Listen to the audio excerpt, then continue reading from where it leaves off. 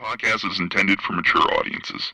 The views and opinions expressed are those of the panelists and do not reflect in any way those of the podcast partners, sponsors, or affiliates. Enjoy. Hi, this is Michael Buffer, and you're listening to the voice of the people. Let's get ready for Boxing Voice. Every day I'm hustling, hustling, hustling, hustling, hustling, hustling, hustling, hustling, hustling, hustling. Every day I'm hustling, every day I'm hustling, every day I'm hustling, every day I'm hustling. I think I just solidified myself as, the dominant performer that I am. And I think it was just a reminder to let everybody know who the real champion is. That's what 68 is. They want to see me versus Canelo, and that's what we want too. I'm the youngest super middleweight champion of the world, 3-time world champion. Now just give me the fight that we all want to see. Who wants to see David Benavidez versus Canelo? That's what you guys want to see? Let's get it.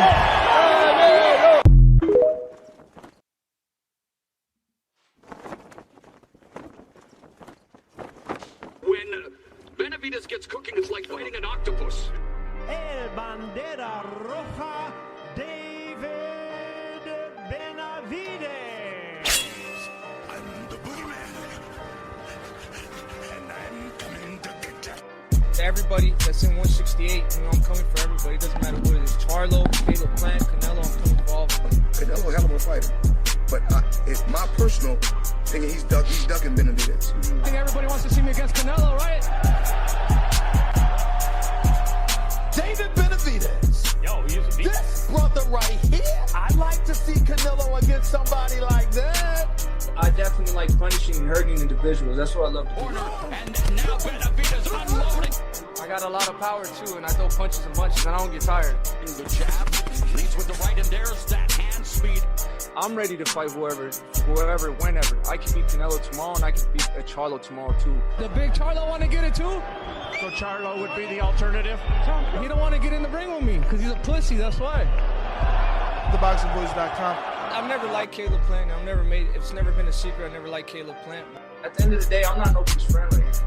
I don't want to be nobody's friend. I'm here to knock people out. And if you don't want to get knocked out, don't mention my name. In this game, it really is kill or be killed. It's either you or me, and I pick me all the time. Finish him. SDS Promotion. I'm the boogeyman, and I'm coming to get you. What up, what up, what up, what up? Welcome back, ladies and gentlemen. Welcome back to another edition of the Boxing Voice Radio. Salute to all my real hardcores out there. I know today's a football day, man, but we got to recap this amazing weekend. We're going to get this out the way, and then you can get to your little foosball or whatever it is you do on your Sundays. But every Sunday right here on TBV, we serving up crow, or we giving you the platform to allow you to celebrate because you got it right. Now, there is a lot of crow to be had. I'm going to go ahead and serve myself up a full plate for Shadea Green. She didn't get the job done. I've said many things, things like she's the female version of Boots. She'd beat Clarissa Shields. She wasn't going to lose to Franchon Crews. So, I certainly take my hat off to Franchon. The sad part is that she did it exactly the way I thought that she would do it. So it hurts even more because I'm telling Shadea and the whole fucking team, you have to throw more punches. You even heard me interview Shadea and say, did you bring in Isaias Hernandez? That's the style to replicate Franchon. Did you reach out, to Alejandra Jimenez? Because that's the style to replicate Franchon. And, man, they ain't listen, bro. They ain't listen. I questioned whether or not the tank was going to be there because you got to let hands go with Franchon. And that upset them. They started asking me oh, you picking Franchon? It's no, I'm not picking Franchon. I'm letting you know what you need to do, in my opinion, to get this shit done. Now, obviously, you got world-class trainers, and that's all cool. But no stone unturned, man, and definitely letting your hands go and having a tank is something you need if you're trying to beat Franchon Crews. If you want to win, that shit got to come from within. You need that stamina. You need to let your hands go. And there was no adjustments, man. It you know, bro, let me just get this crow, bro. There was no adjustments, you know. She stopped throwing the jab to stop Franchon from coming in, and then eventually just stood here. And when Franchon didn't even need a jab to cut the distance. She didn't need nothing. Shadea would literally wait for her in the high guard. When Franchon would get close enough, she'd lower herself. Now she's smothered. Franchon is leaning on her and lets her hands go. I mean, bro, I know Shadea mad. I know she watching that fight like, what the fuck was I doing?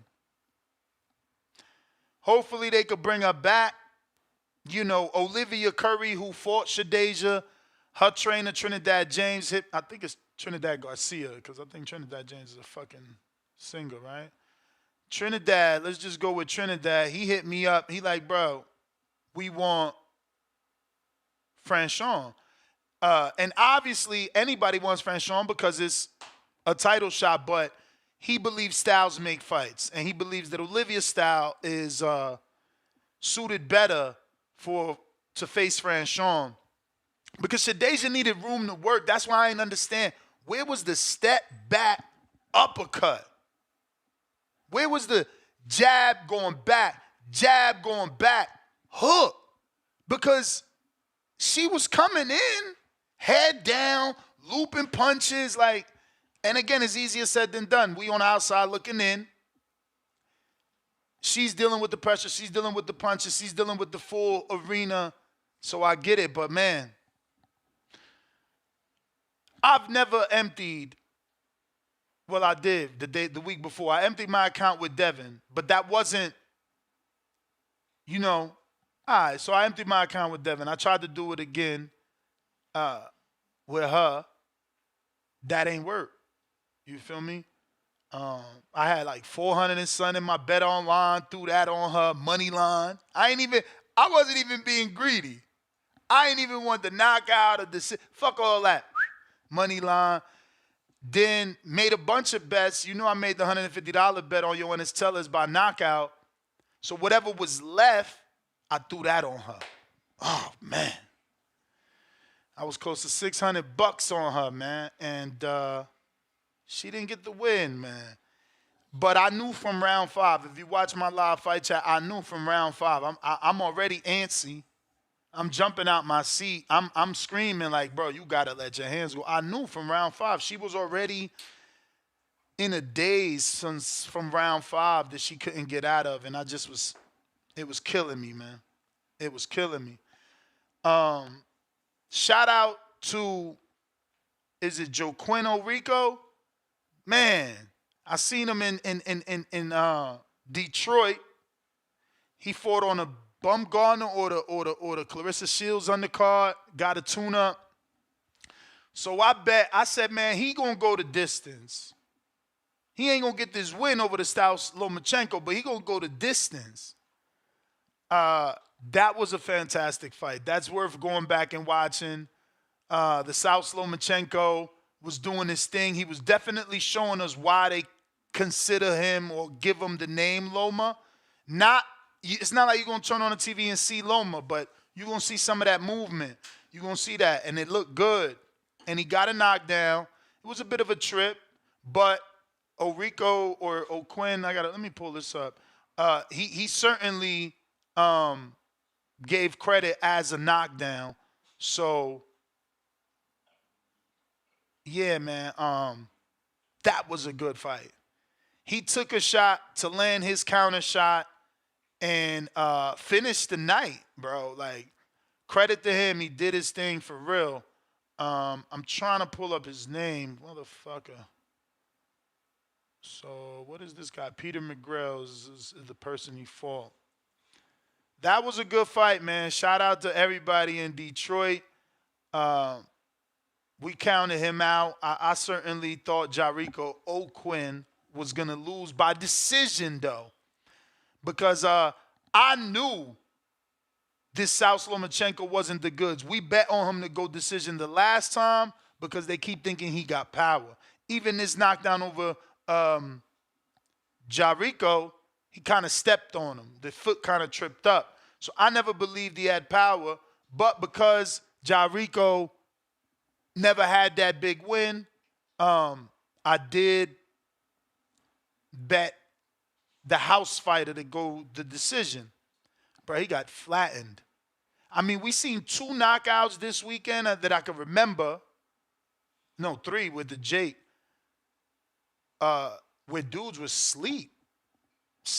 Like, he slept the South Lomachenko, Peter McGrail. And, man, Rayo slept my boy. Yo, I had a tough week. Thank God Jake Paul ain't lose, right? That's my other boy. But goddamn. Shadea lost. Colbert lost bad. Shadea lost bad, too, because I would rather you get knocked out than motherfucking... That shit almost felt like she wasn't trying. Yeah, I had a tough week with my fighters, man. But shout out to the winners. Man. Shout out to Franchon Crews. She did it again. Becomes a 2-time champion now. And I'm sure it's more than 2 times because she was undisputed. And I know they like counting that now. So this might make her like a 6 or a 5-time champ. And you can't ask for a better story. You know, obviously I would have wanted Shadea to win. It was her time. But Franchon, you know, coming from that DMV area, being her age, and using boxing to spin off into so much and be successful with it, I'm happy for her. Shout out to the HH Diva. She crushed my dreams. I've known Shadea, man, I don't even know. It's been that long, bro. Maybe, I don't even know, bro. Honestly, I don't know. Maybe 2014, maybe 2015. I don't know, since they was in Passaic. And I walked in that gym to get trained for a fight that I had took. And I met all of them. You know, obviously I went there because of Kendall Holt and Glenn Tapia, who I already had relationships with. And then I met, you know, Terrific, her coach, Shadea Green, all of them years ago. So it sucks because she didn't show anything. She didn't show any shades of what I know she can do. You know,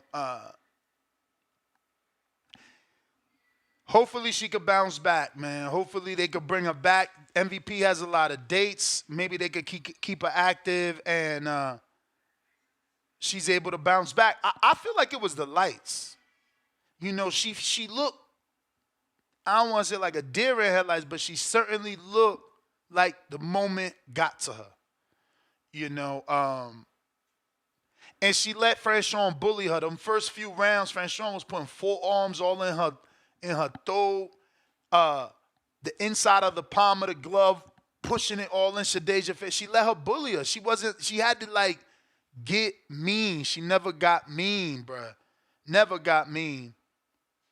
And threw that overhand right from so far. That shit looked bad. It was.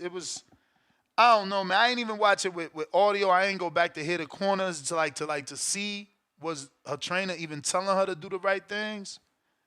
Was they even telling her like, yo, you down? You not letting your hands go? But because it was tough. It's tough for me to go back and watch that shit. I was expecting Boots Ennis. And I ain't get that. But that was the Jake Paul card. So I guess let me go to that and kind of talk about that whole event. That was on Friday. While I pull up the event here on BoxRec, I'll just talk about that main event. Jake got that job done very quick and in exciting fashion. He'll never get the credit he deserves till he's truly in there with a top talent. But everything he said is true. You know, Andre August been fighting 10 years, his whole life. You know, Jake just started doing this. And that was very impressive. And I seen improvements in Jake. I seen, you know, he was using a double jab to get that right hand to its destination, whether it be over the top or he was looping it a lot to the body, landing good body shots on August. August was a bit of a punching bag. I don't even remember him throwing a punch. I think he was in that high guard, very nervous, very scared. Mr. Copperfield, you text me like a motherfucker when this shit got announced. I'm glad I ain't listen to your ass talking about he a real one from Texas and all this shit. Put your money on him. He about to shock the world. Jake fucked up. What the fuck? Shit. My man got destroyed. Like, he got turned into a real, and that shit's all over the place.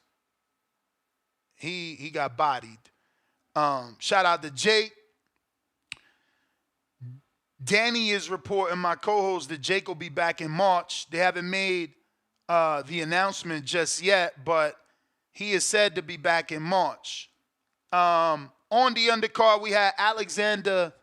His father told me the pronunciation because we know him. We've interviewed him. I've trained in his gym. Let me see if I can find it in time without making y'all wait too long in my DMs. But I think it's pronounced like Getcha, just like fecha, but with a G, I think he told me. I read. Let me see.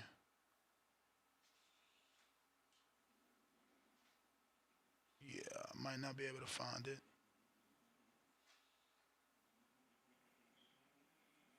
Might not be able to find it, but it's all good. We're gonna go with Getcha. Alexander Getcha got the win. He looked good. Certainly, he's a little wide with the punches. He was taking some to give some. There's a lot of, and I ain't trying to, you know, I know the father and that. Okay, here it goes. I know the father listens to the show or the family. I'm not trying to be disrespectful. It is Getcha. But there was no jab. There was no jab. His punches was wide. He was a bit overzealous. He got the win. You guys are doing your thing too. Like, he's moving all over. He's 3-0 now. He's been on different cards. He's so young. Shout out to you guys, man. The last name is French. It's not a typical Spanish Mexican last name. Alex is Mexican and Cambodian. So shout out to Alex Getcha. Let me see if I can give you guys for those that maybe didn't see the fight. This is Alex, young kid from here in Vegas, but not with the big box promoter, not with the big manager, and I'm just impressed that the father is doing his thing. And it's a beautiful story too, right? The kid wanted to box, so his father made him a gym. Shout out to the dads in their sons' lives, man, that could just, bro, the father is like, he's got like a body shop, like an auto body shop. That's what he does, you know what I'm saying? His son wanted to box. He fucking made him a gym. It's Silver State Boxing. It's a beautiful gym here in Las Vegas. And, I mean, look what a little bit of, I guess, positive reinforcement does. You know what I'm saying? Couple years later, the kid's pro, fighting on a Jake Paul undercard. Look at the grin on Mike Leonardi's face. You understand? That's the CEO of, one of the CEOs of MVP. So just interesting, man. Just very interesting that he's moving the way he did. He got a good win. He's got some pop. But I would definitely like to see somebody work on a jab, you know what I'm saying? Keeping that hand up and bringing that left hand back, too. He's not bringing it back. When I seen him, when I was training in his gym, I seen him training with one of Ishmael Salas's seconds in Silver State. So I expected more fundamentals.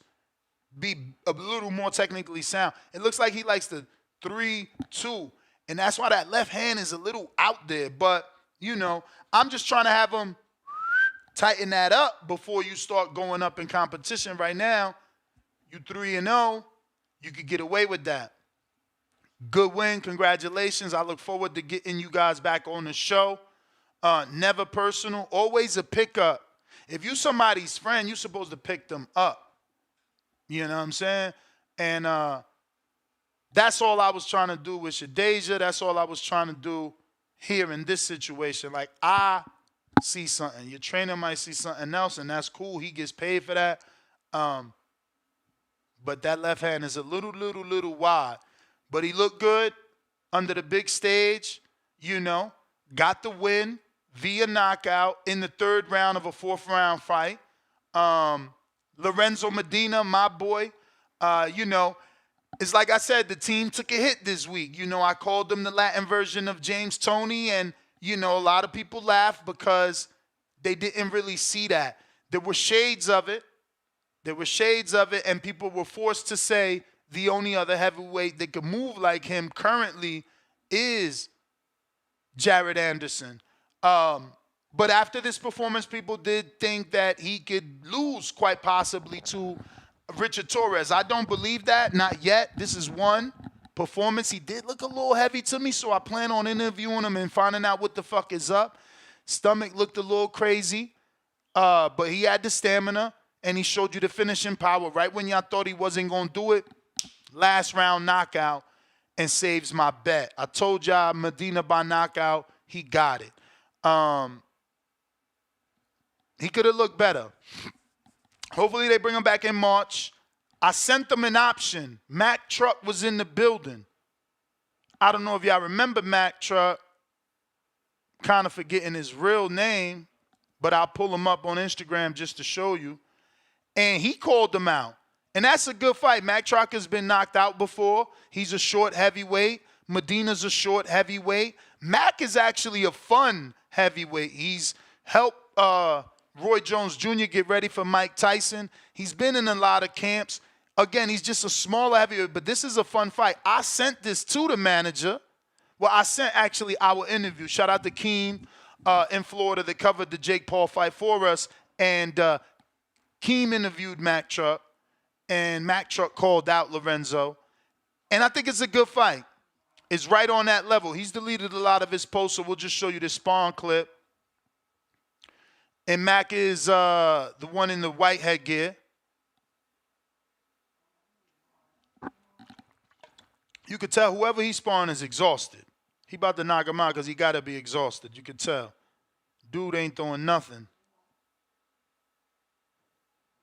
Boop. Good right hand by Mac, but look, he got counted. This is why I tell you, this is a good fight for Lorenzo. I sent it to Lorenzo. I sent it to his trainer, and they said, good fight. Let's see. We'll see what happens. So this is what they got. They got to try to match make early. This is a winnable fight for Lorenzo, without a doubt. It's a winnable fight for Mac Truck, but I feel like the favorite would be Lorenzo. And matchmaking should be like this. You know, try to match someone as you're developing them with names that people know. But, yeah, they can still get the win. But it's a name, so people are a little more excited. You know, they run into the television a little bit more. I got Dev with the first super chat of the day. $2. Ness, you saw the Eddie 20 million confirmation. Well, I ain't going to say I saw the Eddie 20 million confirmation. I saw Eddie in an interview clearly saying that he was trying to reach out to Tank to let him know that he got the bag for him and that he's got a bag for him. I ain't seen nothing that he put a number of 20 million on it, but if there's one out there, send it to my DMs, and we going to check it out. Papa Chubby with the $2 Canadian. What a great night. Where are the UK fans at? Crow. Yeah, UK never comes back for Crow. They talk they shit, and then they disappear. I ain't going to say Tim Boski's going to do that. But a lot of UK dudes do that. They talk their shit, and then they do lose, and they just don't come back. They won't come back till another UK's dude is winning or looking good. Oh, shit. Eller be blocking people? Uh-oh. Hope he don't block me. I ain't said shit.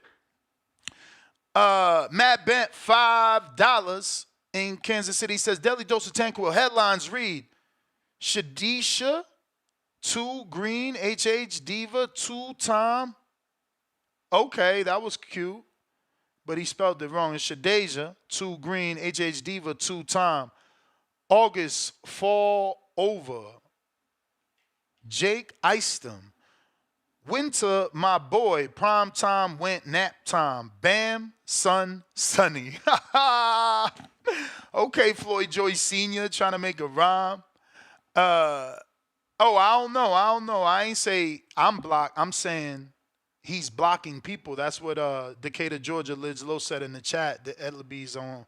He's blocking people. So I just read it out loud.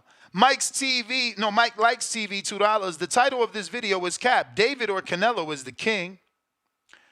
Nico Dinero, $2. I made 600 with 15. I'm assuming you made that on Sean Cruz. She made a lot of people money. Bro, Rachel Donaire says she bet 4,000, but she posted like $700 worth of bets. They made a hella money. Maybe she bet 700 to make 4,000. I don't know, but she made hella money.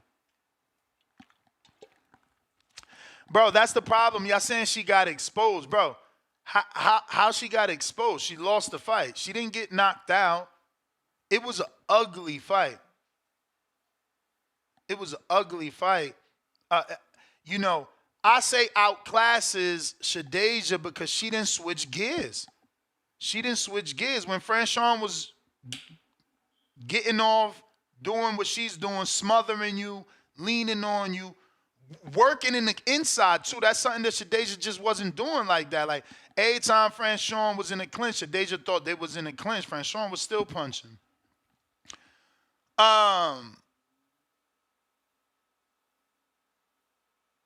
Mike Likes TV, $2. Ness, no mention of Bam all week and left mid-fight. That's actually not true. I'll show you that since you want to be a little liar with your pants on fire. We certainly previewed this very early in the week on Monday or Tuesday because we knew we had so many fights this week. So I don't get it, bruv. Let me look it up. I'm looking it up.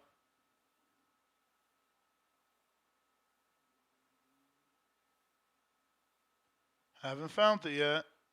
But you know I did it, you little bum. It's around here somewhere.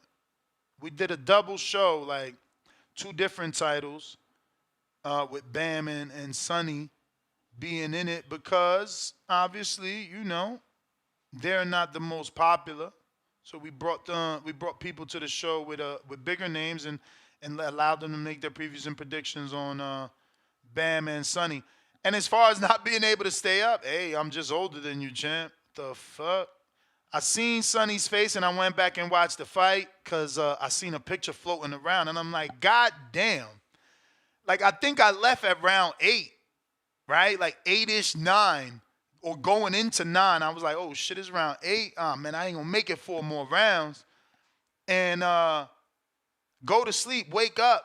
Man, my man's face is fucked up. From round 8 to 12, Bam must have picked it up so much to put that type of hurting on Sonny's face. I seen it in my Discord, so I'm going to look for it there versus going to Sonny's page in case he posted it himself. But Lord have mercy. Look at this. That boy, shit, man. How this happened in 4 rounds? I promise you his face did not look like this when I left. Round 8, his face did not look like that. He going to have to get stitches on the top and the bottom. The nose don't need no stitch.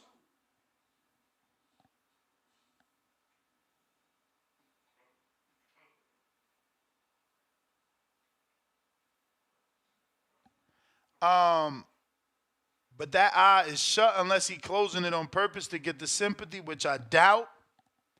He looks bad. 4 rounds did that, bro, because he certainly was not that bruised up. Speaking of bruises, though, Who lost, but he had that knot? Oh, that was Chris Colbert. Man, I hope he's okay. I know people ain't going to even think about that. But, you know, I've been unfortunate enough to be in this business throughout the Pritchard Colon situation. And I was very immature in that fight because I had no clue something like that can happen. And I watched Pritchard complain about shots to the back of the head, and I called him all types of feminine names because I thought he was being fucking weak. And now that dude is never going to be himself again. Chris Colbert was knocked out, but there must have been an illegal shot somewhere. The back of that boy's head, I swear, I wish I had that I could screen share that little portion. I ain't never seen, I mean, he had what Rockman had in the front, in the back, man. I hope he don't get hurt. I hope he's okay. No brain bleed or nothing. Something, I don't know. That shit look crazy. I ain't never seen a knot that big in behind somebody's head. I don't know when or what landed to cause that, because he got hit with the hook, kind of Broner-style Maidana, and landed into the ropes, turned face forward. So he never landed on the back of his head. So again, I don't know how that happened to his head, but I hope he doesn't get any long-term issues from that. That shit looked crazy to me. But fucking Rayo did his thing. He, you know, Colbert's just not accurate. I don't know if it's a forever thing or just a that fight thing, but he just wasn't accurate because, truth be told, anybody that knows a little bit about boxing, we seen Rayo blow his load. He came out there, tried to get Colbert out in the first round, and that didn't work. And he came out in the second round a lot slower. And it was up to Colbert to take advantage of the slower, easier to hit Rayo. And he couldn't. He was so inaccurate. His shots just were not landing. The right hands were not reaching, going over the top.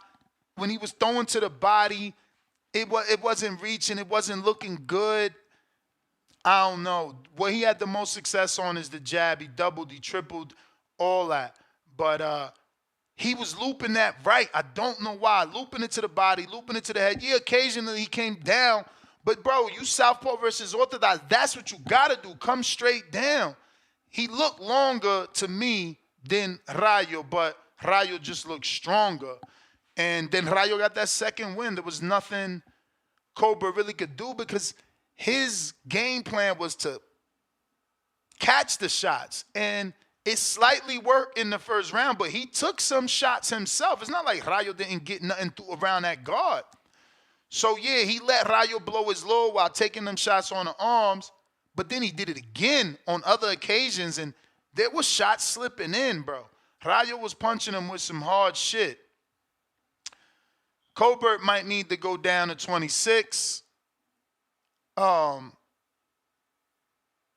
Thank God it was Rayo and not Tank, right? Like, there's been rumors of Tank offers. In this build-up, he said after this he want Tank. I don't know. You know, Tank probably would have really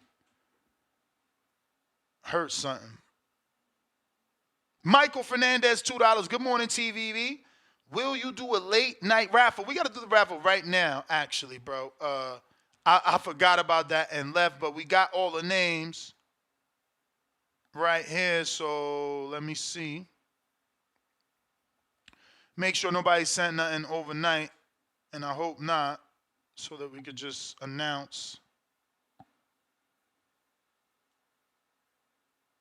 Okay, we did get Joseph sent something last night.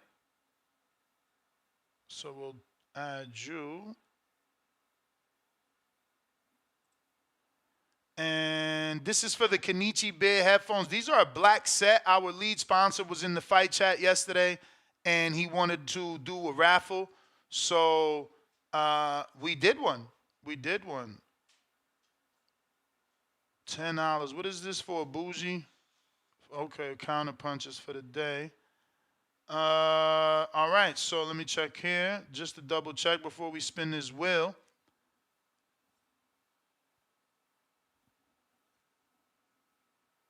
All right, so I think we got everybody. So it's 9 people, and I'll put these names in the wheel and see who is the winner right now. Screen sharing. And spinning. So these are for the black set of Kenichi Bear. Oh, shit, Joseph. Nope, Jesus. Shout out to Jesus. He fucking DM'd me, too. Like, yo, you forgot to do the raffle, bro. Jesus, you won. Contact me and give me your shipping information and mailing name so I can send it to my lead sponsor, Kenichi Bear, so he could send you out a black set of Kenichi Bear Hibernation 5s. They are the newest headphones that they have right now. As you've seen Franchon Crews at the fight with Shadea Green, she had on a black set. Shadea actually has the white set. Danny got the white set. Tank got the black set. And Jesus Gonzalez just won the black set. Now, if you want a set, head on over to www.kenichibear.com. You can get you a set of white or black using the code TBV. You're going to save 15%. Remember, this is our lead sponsor, so any proceeds, obviously, we get a little kickback. Keeps the lights on. Cardin uses the proceeds to continue to be an amateur and go to all his tournaments and continue being one of the youngest entrepreneurs I know, right? So salute to Cardin and salute to Jesus Gonzalez, who won the Hibernation 5s. Make sure to DM me so we could get that out to you. Moving on here, we got Elijah Flores. I think his nickname is like High Tech or some shit. He sparred Tank. He sparred, I think, who else was he? He sparred 2 people. I can't remember the 2 biggest names that he sparred that made him popular, but he sparred Tank, and we've been watching him ever since. He's been a staple at Caribe Royale. If you're following me along here on YouTube.com, you can see all his fights have pretty much been in the Caribe Royale outside of the Prudential Center. So, you know, he's been doing that before Jake Paul got involved with the Caribe Royale Casino. Box Lab Promotions was doing their things. They merged with Jake, and that's why that casino has gotten a little more popular. Shout out to Jake that actually did a show there where it only holds 2,000, you know. He could have been one of those bougie dudes like, bruh, 2,000. I'll do that with a meet and greet at a Dunkin' Donuts. You know what I'm saying? He still kept it there and kept that business relationship with that casino going. High Tech did his thing. He got the win. He's still getting hit a little bit more than I would like, but I knew Javier Mayoral was going to be a tough opponent, and I told you bet the decision on our betting show. And the reason we knew that was because of, obviously, Ibrahim Robinson and also Amir Mason. Not to be confused with Abdullah Mason, but Amir Mason is the older brother of Abdullah, and he actually beat Amir and went 6. So right then and there, I knew my boy Elijah wasn't going to get the knockout because he only has 2 knockouts. So it was just not going to happen. And we got that right. And, you know, he put on a good performance. I can't complain. He's still developing. He's a fun kid to watch. It's not like, oh, he doesn't have power, so his fights are boring. You know, he didn't get the memo that he doesn't have power. He's still trying to punch. Zachary Randolph and Michael Manna, I don't know why that got television time. I don't know who did a favor for who. That was ridiculous. Those 2 heavyweights, they're not even food for Lorenzo Medina. They looked like guys that got off the street.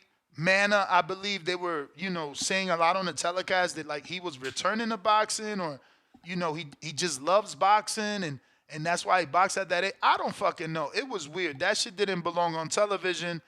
And it went the whole 6 in a heavyweight fight. They need to scrap those dudes. Or actually, it was cruiserweights, but they look like heavyweights. We talked about Jake getting the first round knockout via uppercut, looking good 2 minutes into the fight or 1 minute into the fight. Last but not least, we do got to talk about Yoenis Tellez. I want to see all my little Cubanos, the Cuban missiles, and the whoever the fuck was his name, terraplanistas, and all you other Cuban lovers. What you got to say? You know, I bet $150 on this motherfucker to get the knockout. And yeah, he did it. He had me sweating nonstop. But fundamentally, this dude is out of fucking control. Fundamentally, I don't know what Ronnie's doing over there. I'm going to be real. I cannot wait to get Ronnie in this chair. I want to hear, I mean, he obviously going to tell me that's because I wasn't there. You know, I was busy with Morrell, you know, because that shit looked crazy. That my man literally said in the post-fight he wasn't going for the knockout. Stop capping. That's all you was doing. Them right hands was beating the hell out of my man back because he kept dipping under all them shits and he was overshooting that dumbass right hand. He got no left hook, which is crazy because I think it's the left hook that he knocked him out, right? It was. But, bro, he wasn't setting it up, man. Like, I don't know.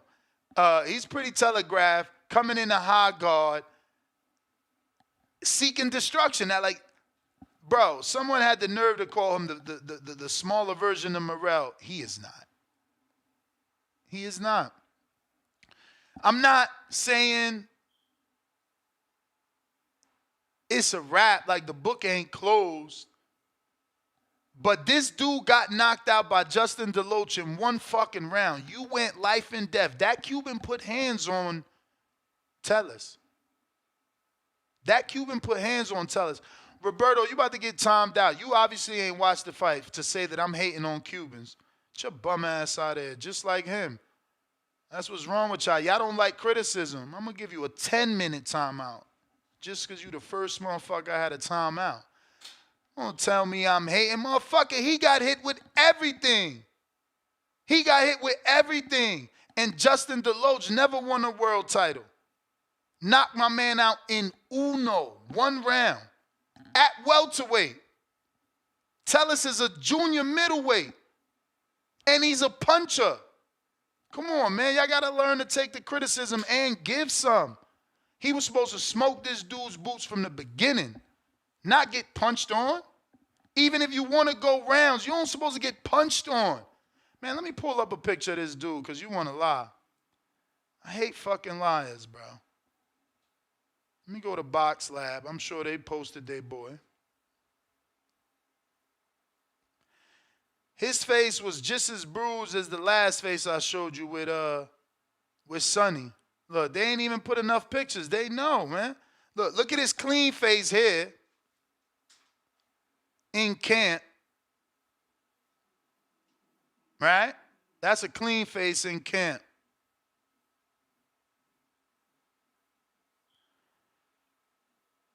And I'm going to click on his shit. Maybe he posted it since Box Lab ain't want to do it. Look, he ain't even posted. Let me check the story.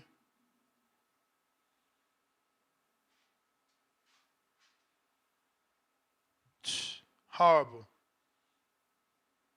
Shit nowhere to be found. I'm going to have to check my emails. I know they sent me pictures.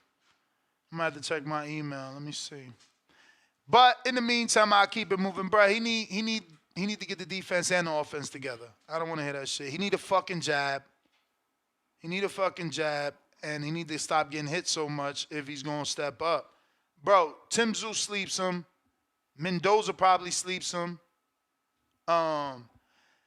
Oh, man. Georgie, so you took the risk. You want to be in the Phantom Zone for 10 minutes because my hate for Cubans is so documented that I spent multiple camps with Rigondeaux and the footage is on the channel. You know? And that was historically one of the most historically labeled one of the most boring Cubans there was. Not to mention, I was just praising Andy Cruz the other day. But look, I don't got no issue sending y'all to the time zone for 5 whole minutes. Think I give a fuck? See ya. But I haven't found that picture, so we're going to move on. We got to get to the Morrell card. And, look, Terraplanista lied to us, told us Sanaa Becker was durable. He was in there doing absolutely nothing. I'm glad that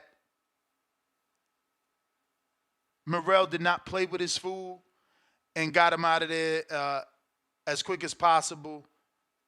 You know, nobody was interested in watching that. And we're just happy that Morrell did it as fast as he did. The fight lasted a couple rounds. And the referee had to save Sanaa Becker. He was knocked out on his feet. It was crazy. Like, you got to watch that replay, too. Like, you could tell, like, he's yelling. Like, his mouth is in the shape of, like, like, you see it. Like, his mouth is he saying, I don't know. But with every punch, that mouth opened in more. Let me see if they got the knockout in slow-mo, maybe on Premiere. That shit was crazy, let me tell you. He certainly was hurting that Becco. Becco didn't belong there, though, you know. We let Terraplanista lie to us. Not me, but, you know, obviously that's why I be trying to hang up on dudes like that, because they come on and they tell you how this and that. And then, look, my man shit the bed. There was zero resistance. PBC posted absolutely nothing on their social media. This is crazy. The knockout here, let me see. It's not the close-up that I want y'all to see. It's just the regular knockout.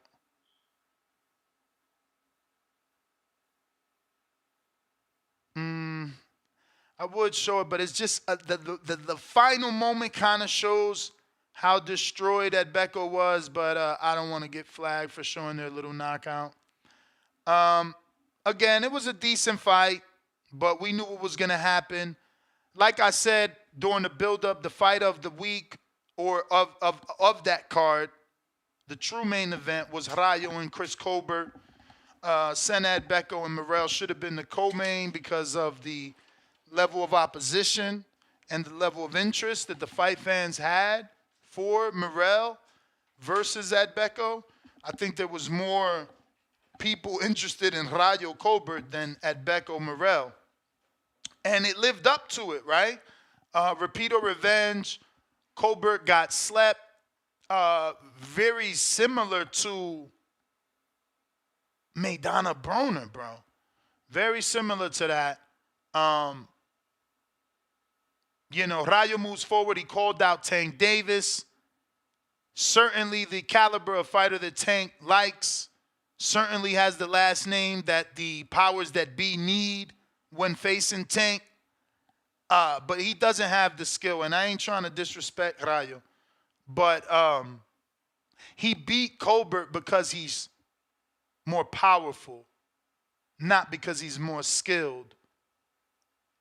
I can't see him doing what he did to Colbert to Tank. Tank is too skilled. Colbert didn't grab, for one. He didn't clinch. He let Rayo beat on him that first round. Colbert wasn't pivoting. I mean, it was not a good performance from Colbert. I get what he was doing. He was trying to fight fire with fire. But that's not your game, bruh. So why even do it? You feel me? And I was excited for him because he was on ropes, and then he'll walk his man down, but he's so inaccurate that, like, even when Rayo was forced to back up, them shots were not landing to cause the damage necessary to slow down Rayo. So he never really slowed down. He got that second win after dumping his load, and it was very tough for Colbert. Roberto Guerrero gets the win over Andre Berto. That was horrible. I'm all for nostalgia, but Guerrero was here all night. Like, standing straight up, no bending his knees, not really trying to jab. The only time he threw that right hand as a real jab was to the body. I gave him plenty of credit for that. He only shot that jab to the body. It certainly landed to the body, but he wasn't shooting that jab anywhere else. When he was up top with it, it was just like a fucking exercise. I thought he was doing aerobics with a weight in his hand. I didn't understand it. It looked crazy. Berto got hurt.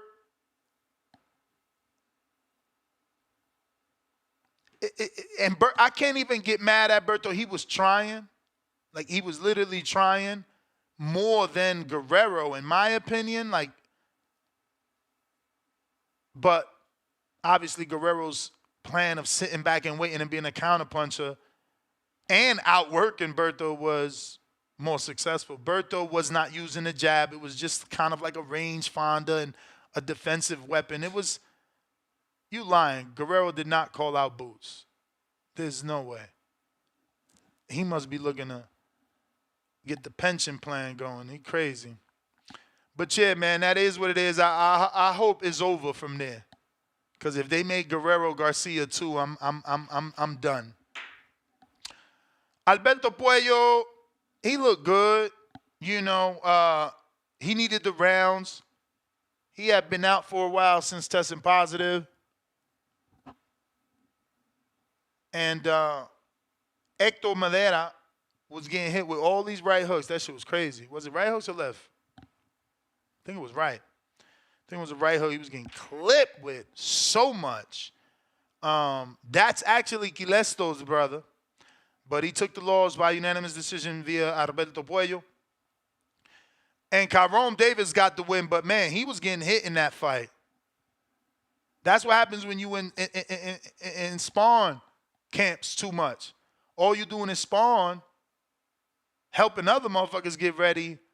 Bro, I never heard of Crews-Dezurn. He let that fight look too close.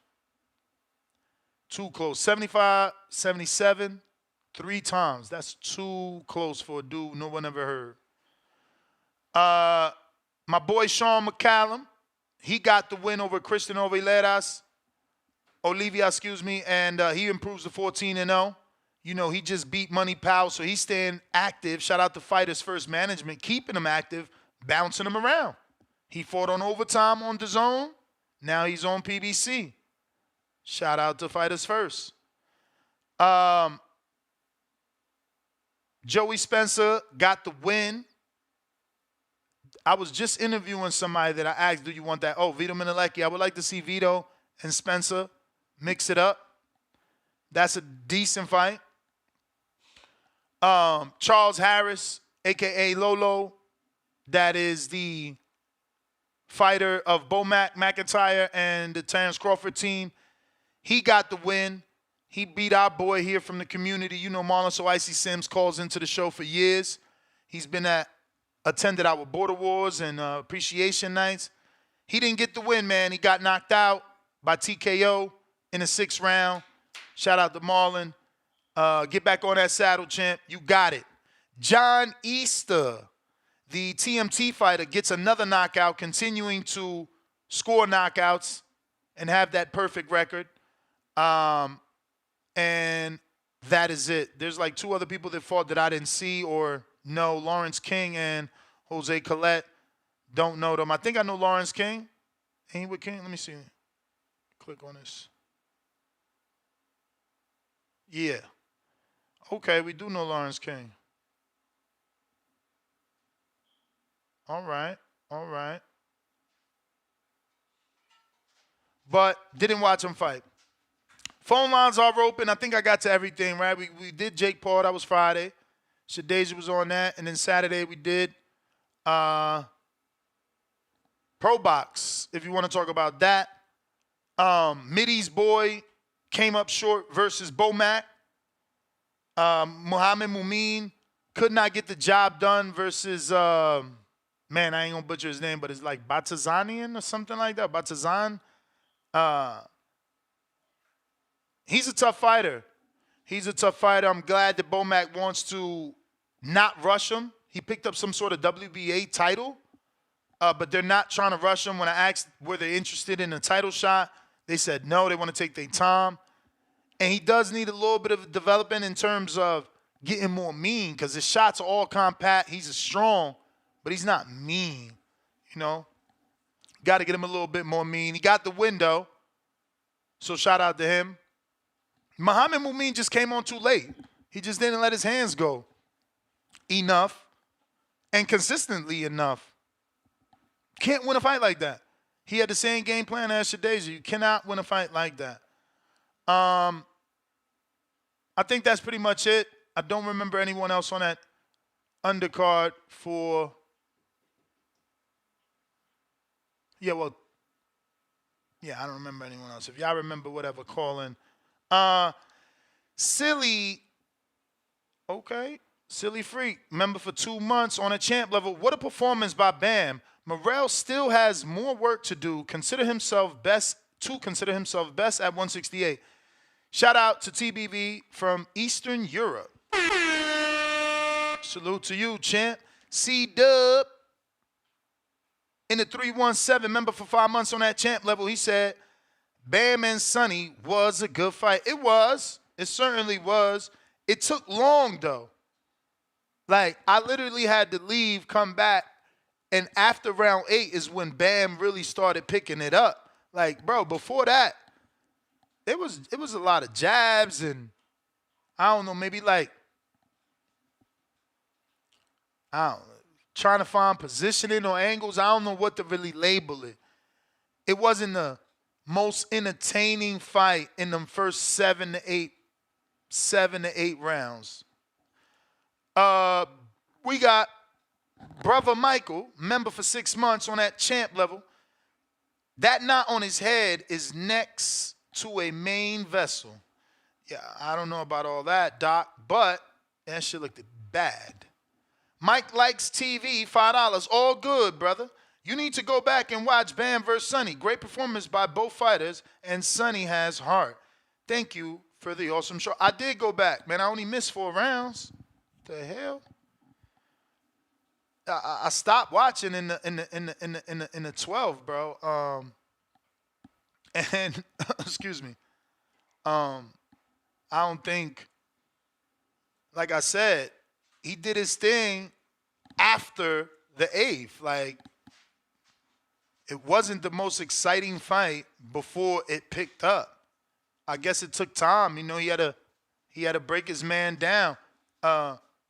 It sucks because if I would have stuck around 6 minutes, maybe 4, right? Because I feel like I left somewhere in the middle of that 8th. I would have got to see him pick it up, but yeah, I got to see it this morning, and you know, he did his thing. I'm just shocked, like I said, that from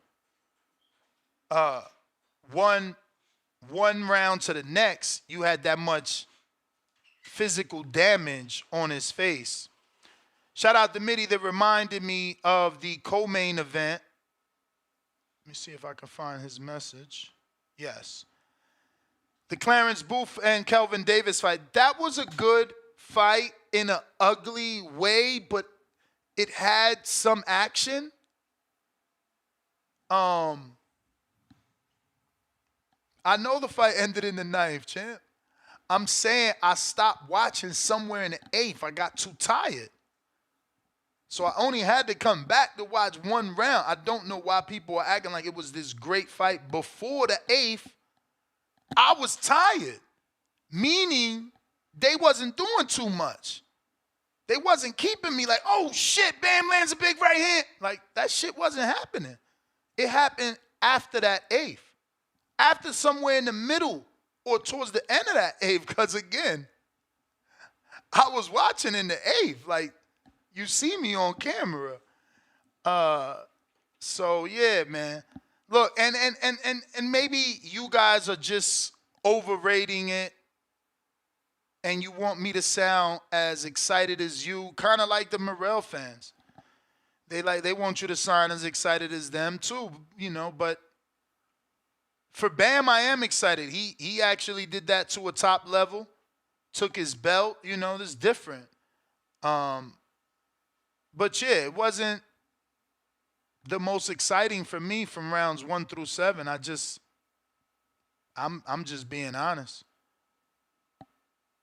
What else we got? I think that's it, right? So we'll open up these phone lines. If you want to call in, voice your opinion on this weekend's fights. Landline is open. Twitter Spaces is open. And so is Discord.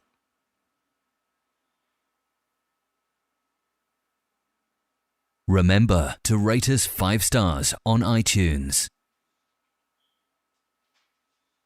Subscribe to youtube.com/theboxingvoice for the latest and greatest interviews with your favorite fighters.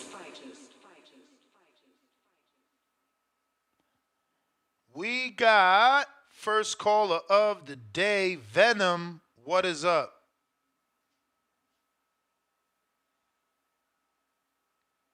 Yo, you hear me? Perfect. All right. Oh, I'm gonna start with the Shadea Green fight. I expected her to knock her out, like I said the day before. She didn't, so I'll take the crow on that. And that's the reason why I didn't. That's one of the reasons why I didn't have her being Carissa. It's like just that stage, that level, like it's different. And I thought she'll be able to handle Fran Sean, even though she was undisputed former champ, but she couldn't. She showed she wasn't on that level, I guess. As far as the Chris Colbert Rayo, and I told you, Rayo was with Robert Garcia. It hits different when you were Robert Garcia. But you was wrong. He was training there and sparring there. Robert's not his trainer, and Jose was still in the corner. There was 2 Spanish trainers that were talking to him in Spanish throughout the whole fight, and Jose in the last round was the one that gave him final instructions. I didn't see no Robert Garcia there. Yeah. Robert wasn't like his trainer, but he was working there. Like he moved his camp to his. Yeah, but how can you give Robert credit? You're like, yo, it hits different. Like, bro, you're not even with that guy. You're training in his gym, so you get like powers. The fuck? Bro, come on. We all know Robert had something to do with it, even though because Robert was with Bam, so we know Robert had some input in his game plan. I guess. Now, I mean, I don't know what game plan you speak of when Rayo was just coming forward, throwing punches. It was come on, man. You've seen him bobbing and weaving, pivoting, looking like Walmartchenko. Now look, I know you say Rayo didn't show he didn't really have any skills, but you gotta remember Chris Colbert. He put the catch-away and rehydration clause on him. I didn't say that. I didn't say he looked like he didn't have any skills. I ain't. What the hell, y'all? You said something like that. You said he didn't look. I mean, he looked like the same Rayo. He just comes forward, power puncher. Bro, and he was. Was he putting together combinations? Yeah, I loved that he was doing like right hand to the body. No, excuse me, left hand to the body, right hook up top. But, yeah, I mean. It wasn't like we seen Bam. It wasn't Bam got. I don't know, man. Look, I ain't trying to get there. Rayo looked good. He did what he had to do. He looked very good. Stop worrying about what I'm saying or what you putting words in my mouth to make me say that his performance. I gave him all his credit. Just you tell us what you saw. Chris Colbert might need to go back down, or I mean, I don't know. That chin is a little sus now. I don't even know if he's gonna be able to go back down. Bam deserves to be in the top 10 pound for pound. We gotta take someone out. He deserves to be in the top 10. 2 division unified at 23. You may feel like it's in the top 10, but it's not your time. That's my call. I mean, I don't know that you can put him in. You would have to go through the list to see who you were gonna take out. But that's the problem y'all love making. Y'all made this problem with Earl. He won a belt. Or he unified. Now all of a sudden he's pound for pound. Same thing with Fulton. Oh, they unified. They pound for pound. It's like I never heard of that. That's some new shit. That all you got to do is beat another champ and you're pound for pound. Terraplanista, what up?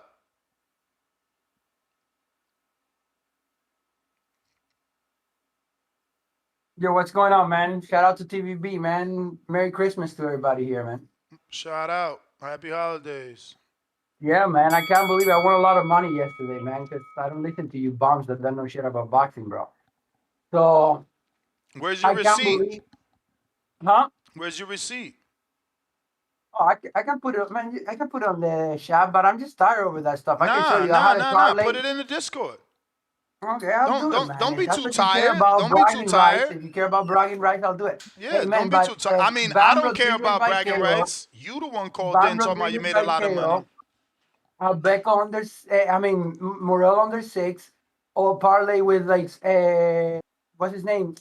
Valenzuela under 6, bro. Like, I can't believe that people could see the first fight and have that fight even, like, the odds that they had, bro. Like, Valenzuela should have been a huge favorite. The same thing with like Bam, bro. Like the UK is full of bomb, bro. Sonny was a bomb. I can't believe there was people who actually thought Sonny was gonna win. But what can you do? Brother, Hey man, why every call is you destroying somebody? Then you get mad that no one gives Morrell credit. Like, you're gonna call bro, a world like, champion this a is what I bum? mean. You just can't tell what a good boxer is versus like look at Medina, bro. Medina looks like trash, and you were putting him in the same breath My as Morrell. brother, Every time I talk Morrell, you you just talk about called Lorenzo Medina. my brother, you just called a world champion a bum who was brave enough to unify with Bam. This is why these Bro, fighters he don't talked fight. mad shit. He talked all this shit. Now you And tell me he how I feel sorry lost. for the kid. And he Come on, lost. man. He lost his I belt, knew, but he's a but I knew bum. he would lose. There was people in the chat acting like they knew shit about boxing, thinking he had a chance. Bro, Bam had that kid. So Like he beat talk him for about the good. It wasn't people, even a good bro. fight. Man. Talk about the people. How are you talking about the fighter? There's people in the chat talking mad shit. Well, talk about them. Sonny ain't do nothing but give you the fight you wanted. He ain't do nothing but run to the smoke. The fuck, bro? You dudes are weird, man. Get the fuck off my channel, bro. Coach Bob, what up? Hey, Fucking how you doing? weirdos, bro. About to block you from my Discord too, bro. You're weird, bro. You're not a real boxing fan. I literally don't need your energy. Can't you see how happy I am every day? Motherfucker's a weirdo, bro. Never got a good call. Always shitting on fighters. Fucking retard. Yesterday was for Showtime. First of all, I'm canceling Showtime today. I was waiting for that. I'm getting. I'll never have Showtime again. But the first fight they put on the last fight, man, that's terrible. Had them two old guys fighting. It should never been improved by any commission. Never. The fight should have never been approved. That's what's wrong with boxing. Them dudes shouldn't be in the ring. And the last fight, Becco shouldn't be in the ring with Morrell. Weren't you saying that earlier in the week? Man, a Becco doesn't belong in the ring with a dude like Morrell, I man. told y'all So the that. I dude told bragging on y'all that. Morrell, man, it's terrible fighting that dude. The dude had a brain bleed, didn't he? Yep. They So allegedly how is cleared he in him. the ring? They Why allegedly is this cleared dude him. in the ring? He I got mean, that's cleared. what's wrong with boxing. You say he got cleared? Yeah, because Man, listen. they said it wasn't, he kind of was diagnosed with that. Then he got a second opinion and said it wasn't that. And there you go. Man, they lucky I would never let a dude back. I don't care. You ain't getting back in. You got a brain problem. I'm not letting you fight, man. This is ridiculous. Yeah, but that's common But practice for one doctor to tell you something and you to get a second opinion and that doctor, tell you something else. Like, that's not like, it's but not like that's also boxing. all we need. It's not like That's all we boxing need could for that man step to in, die. though. But it's not like boxing could step in. That's the procedure. You're I'm, cleared by a I'm, physician. Boxing got to let you fight. man, if that man died in that corner, then what? You saw he was getting hit. I mean, but he didn't belong in the ring anyway. He At wasn't on all. the level of Morrell. Not that Morrell great. I'm not saying Morrell, but that dude shouldn't. Morrell shouldn't be fighting guys like that.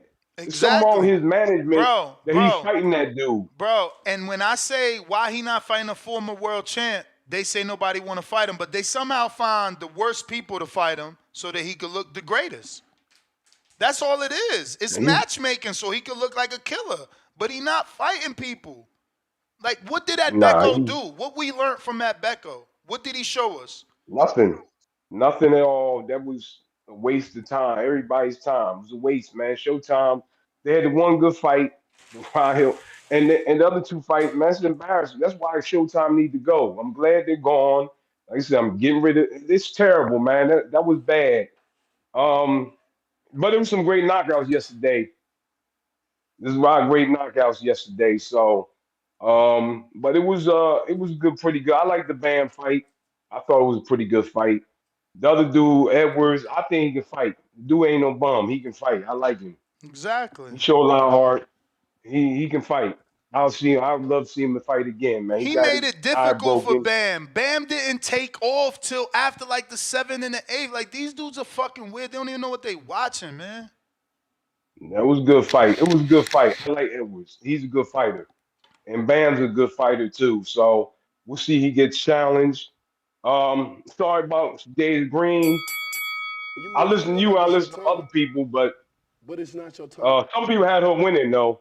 Other channels had her winning, but all right, Hell, Ness, have a oh good my day. God. That's crazy, bruh. That's crazy to hear that other channels had her winning, bruh. Come on, bruh. That don't make no sense.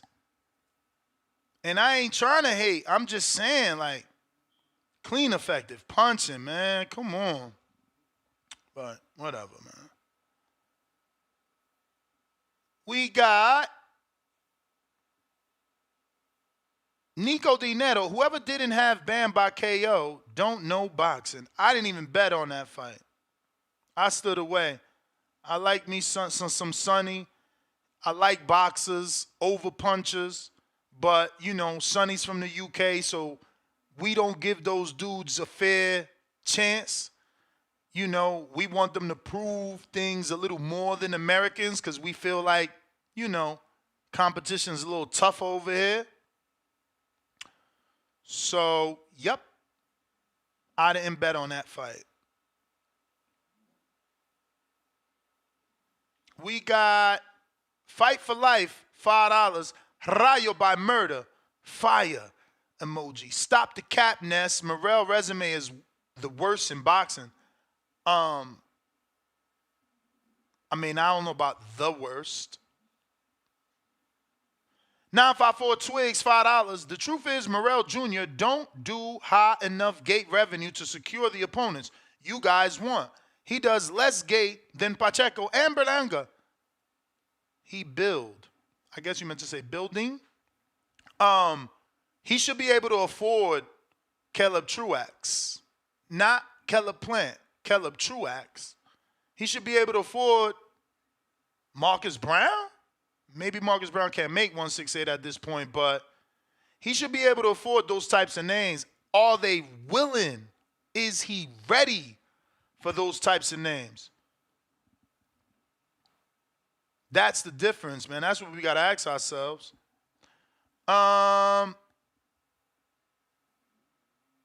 Let's see what we got.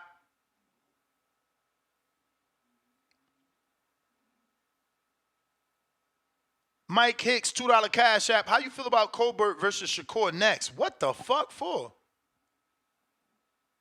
Nah, man. 130. Colbert. I don't know how exciting that was going to be. The first name that came to mind was not one that I'm sure would produce an exciting fight, but it would be a spectacle because of the height, right? Like Albert Bell, Chris Colbert. Who else? That's the only one that came to mind at the moment. What else we got, though? Looks like we got a super chat from Robert Cassidy, $5. He said, the Morrell cheerleader caller is trash. Horrible caller. Love the podcast. No, that's the thing. He chose to talk about everybody but Morrell because he knows that no one cares what Morrell did. So he wasted his call like shitting on Sonny. Right? He calls in here to gangbang about Morrell, but realized, damn, I don't want to go to that subject because I told everybody that Adbeko might beat Morrell. Just to lie, to make Morrell look good, you know, I said that Adbeko might beat Morrell. So why would I even talk about that? And that's what he did. He ignored it completely. We got for Surely Sean with the $5 Cash App. He says, have to hit the job site. Can you get to me on Twitter? You got it, champ. Counterpunch. 1 second here. It looks like we got to reconnect. Yo, check. We hear you. We hear you, Sean. Hey, I appreciate you. Thank you, man. So, last caller, he said that we didn't learn anything from the David fight. We did. We learned that he is susceptible to a big body shot, and I mean he did take it well. But the second thing is we learned that he actually fucking listens to his corner, because I don't know if you've seen that he went back to his corner and they were on his ass because he was showboating in that damn ring, talking to motherfuckers and doing all that shit. And they told him to clean that shit up, and he was saying it, man, my bad. Okay, my bad. I'll go in there and fix it. So I did like that. He's not ready for the other David. Not at all. Not yet. But you gotta marinate that. I say about 10 more fights. Shit. Damn. He Really? doesn't have enough rounds to me, man. Because David will go in them waters with you. So he hits hard like a motherfucker. Do not get me wrong. My wife loves this man, and I love seeing him in the ring too. I just think that he needs a little bit more, just some experience in there. And if he could fight those top guys, I wouldn't even be mad if he fought Darrell. You know, I don't know if Darrell would do that because I don't think he wants to take them type of hits Which one anymore. though? Anthony or the one that moved up to 75 to come back down? Anthony. Mm-hmm. So, I wouldn't be mad if he did that. Chris Colbert, great talent, man, but dude, you gotta learn some IQ and you have to listen to your coaches, bro. He's disrespectful as hell to his corner. I'm talking about just disrespectful to his corner, his coaches. This What he guy, said? Because I don't listen with the TV on. I mean with the volume yeah, I on. know. They're in there telling this dude, like, hey, you have to do this. You got to calm down in there. You have to do this. He's like, nah, watch this. Just watch what I do. Nah. Just watch what I do. Nope. Yep, I got you. Nope. Just watch what I do. I'm like, dude, are you going to listen to what they're telling you? And he's in there trying to be cute, fancy, ha, doing all this shit, man. Like, what are you doing? I don't know. And he talking about, yeah, let's run it back. Nobody wants to see that, my guy. Nobody wants to see that. We seen what happened in one. Uh, Now we see what happened in number two. Nobody wants to see that, dude. You gotta drop down a weight class and try to go do some shit down there because you tripping right now. And then with Bam, this guy's calling Sonny a bum. Bam was still getting big shots when Sonny was in trouble. So he was taking big right hand, poop, to the face. So Sonny is no buster. Shout out to these guys for unifying. That's something that we don't see, especially with the undefeated champions. That's something we don't see. So they got to stop calling these dudes bums and busters just because they lost. Somebody got to lose, dude. You know what I mean? I don't understand what the fuck is going on. This shit weird. And I'm gonna miss the Showtime logo. You know what I mean? I can't lie. I'm gonna miss seeing the Showtime logo, Jimmy Lennon coming on there. I'm gonna miss that shit. You know what I'm saying? So that's just crazy. And then I did say that Franchon is going to win the fight. I did say that Shadea would have some problems with that jab. I tweeted Franchon. I said, hey, keep that jab all in her fucking face and you gonna get the W. She retweeted that motherfucker and was like, bruh, we gonna see. They did do, a bit of a messy fight. Sloppy, you know what I mean? Clinched up. They got in there and had to do some shit, but they both kind of landed some really big shots on each other, but it wasn't what probably what everybody wanted to see at all. But man, look, that's boxing. Some days you have a good night. Some days you got a sloppy night. You know what I mean? And then my last thing is, matter of fact, I got two things. I rewatched that Devin fight. It's on DAZN now. Man, that boy looked just as nice as I seen him in person on the screen. Man, this shit crazy. This guy's going crazy. He going crazy. And then after that, man, I got shit, I forgot what the fuck I'm about to say. The hell wrong with my memory? Damn, I don't know what the hell wrong with my memory. It's all good, man. Love the show. Appreciate you. I'm about to hit this job site. You the Y'all do y'all man, duggy. champ. You the man. Appreciate you.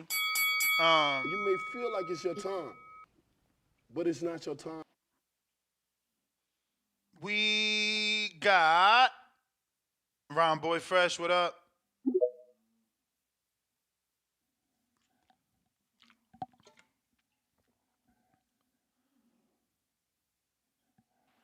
Hey, Slim, what's good with you? Chilling. Shit. Yeah, I usually lunching on the Sunny joint. That Sunny shit was it was vicious off the rip. It's just that, man, when Sunny I got punched, dog, that shit changed the game. I ain't expect Sunny to come in like that. I thought Sunny was gonna do a little bit more boxing, but Sunny was right in the middle. He was trying to get that count off for real. He was jumping up in that motherfucker. I fuck with Sunny hard. I fuck with Bam too.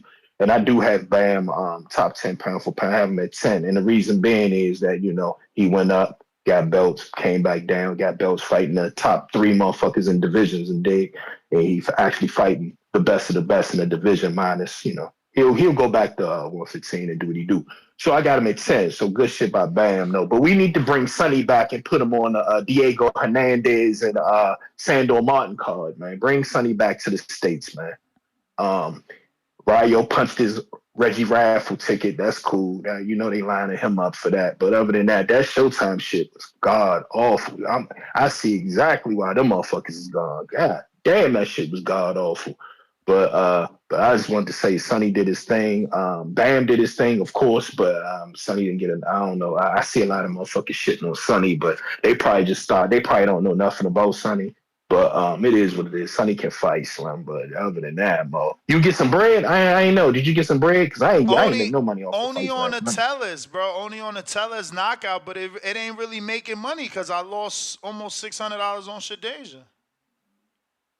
Oh, okay, yeah. And I I know Shadea, your girl. I had friends, so. Oh, but damn. I still ain't. My parlays ain't. Yeah, so but it don't matter. I parlayed all that shit, so it don't matter. You know how one leg will fuck shit up. So I really thought the Sonny and Bam was gonna go the distance. So that's what fucked me up. I had that joint. I fuck with both Bam and Sonny. Them my youngins. But I thought that shit was gonna go the distance. But I ain't know Bam was gonna come out there going to war like that. But that's all I got for you, Slim. I'm gonna let this NFL get me back though. I'm out, Mo.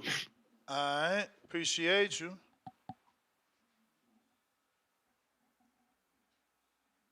Yeah, man. I got my knockout money on tellers, but that shit was nothing, bro. I mean, tight right now. That shit ruined the kitty, man. Piggy bank looking empty. Timboski, what up? Bougie, let me know when you're ready. No. You go, please go to Bougie, please, Nesma. I'm after Bougie, bro. Please. I mean, he ain't ready, champ. You was there. What up? It's all good, man. You win some, you lose some, bro. I rock with Sonny. He showed heart last night. No, Ness, please. Listen to this now. I'm not an ignorant boxing fan. I'm a real fan. Yeah, a real English, African, Caribbean, real fan. You get me? These fake motherfuckers. Oh, man. There's too much to even say in this. You get me? This short amount of time for me to start talking about this real shit. You get me? Salute to Bam Rodriguez. He's a stud. He's a real stud. You know what I'm saying to you? The Mexicans, the Americans, you lot have a real pound for pound stud. That guy's gonna be a Hall of Fame in my opinion. You know what I'm saying to you? He's gonna be a Hall of Famer one day if he continues going down the route that he's going down. You know what I'm saying to you? That's what we wanted to see. Tough facts. You, Eric Panisia, whatever your dumb, stupid name is, you don't watch no boxing. You don't know shit. To come up here talking about Sonny's a bum, this and that. What are you talking about? What are you talking about? Sonny Edwards was a stern, sturdy competitor. He stood there toe-to-toe with the puncher. Everybody in the whole boxing world thought that guy was going to run. Oh, he's going to run. He's going to get on his back. He stood there toe-to-toe with his 4 knockouts. He had power. What are you talking about? Did you see the uppercut that he delivered on Rodriguez's fucking chin? What are you talking about? I'm tired of this shit, man. I'm tired of it. You need to start giving the international fighters credit right now. I'm tired of it. And if you don't like it, that's tough because I'm going to call in every single day to let you know exactly what we're thinking over here. Because I'm a real fan. You fake people, you're bullshit. You don't want to see the best fight the best. That's what happens. You're going to lose. You're going to win some, you're going to lose some. He came there, we stood on our shield, We lost. He got knocked out. Simple. I'll tell you one thing. He done better than Errol Spence did. He done better than Stephen Fulton did. He done better than Booba Andre did. What about that? And we'll be back. We'll be back. And we're going to come and collect the belts. Simple as that. We want to fight the best. It's as simple as that. We want hard fights. We don't want no easy fights. We want tough fights. Bam Rodriguez is a pound-for-pound talent. Simple as that. I'm not ignorant. I come to eat my crow. I come to give Bam Rodriguez his credit. Robert Garcia is a great trainer. You know what I'm saying to you? He's got another world champion there, a unified champion. It's as simple as that. Eritreprenesia, whatever your stupid name is, come back up here right now and explain to us why you think Sonny Edwards is a bum. Anyone that thinks Sonny Edwards is a bum, come and talk to me. Come and talk to me now. What are you talking about? Tired of your bullshit. Oh, English. Oh, no, UK fighters is bums. No, we're not. No, we're not. No, we're not. We got multiple studs. Multiple studs over here. Tired of your bullshit, man. We're real fans. You people that don't even want to see Tank fight Devin Haney, you lot are bitches. You lot are bitches. We want to see the best fight the best. Stop hiding. Stop doing this rubbish. This is UK. And I'm going to keep calling in every single day until you lot understand. We're going to bang out until we get what we want. The best fighting the best. Whether you're from Australia, Japan, Italy, Israel, wherever. We're going to keep going. Boxing's not just in America. It's global. And you're going to hear from me. I'm out. Safeness, man. Salute.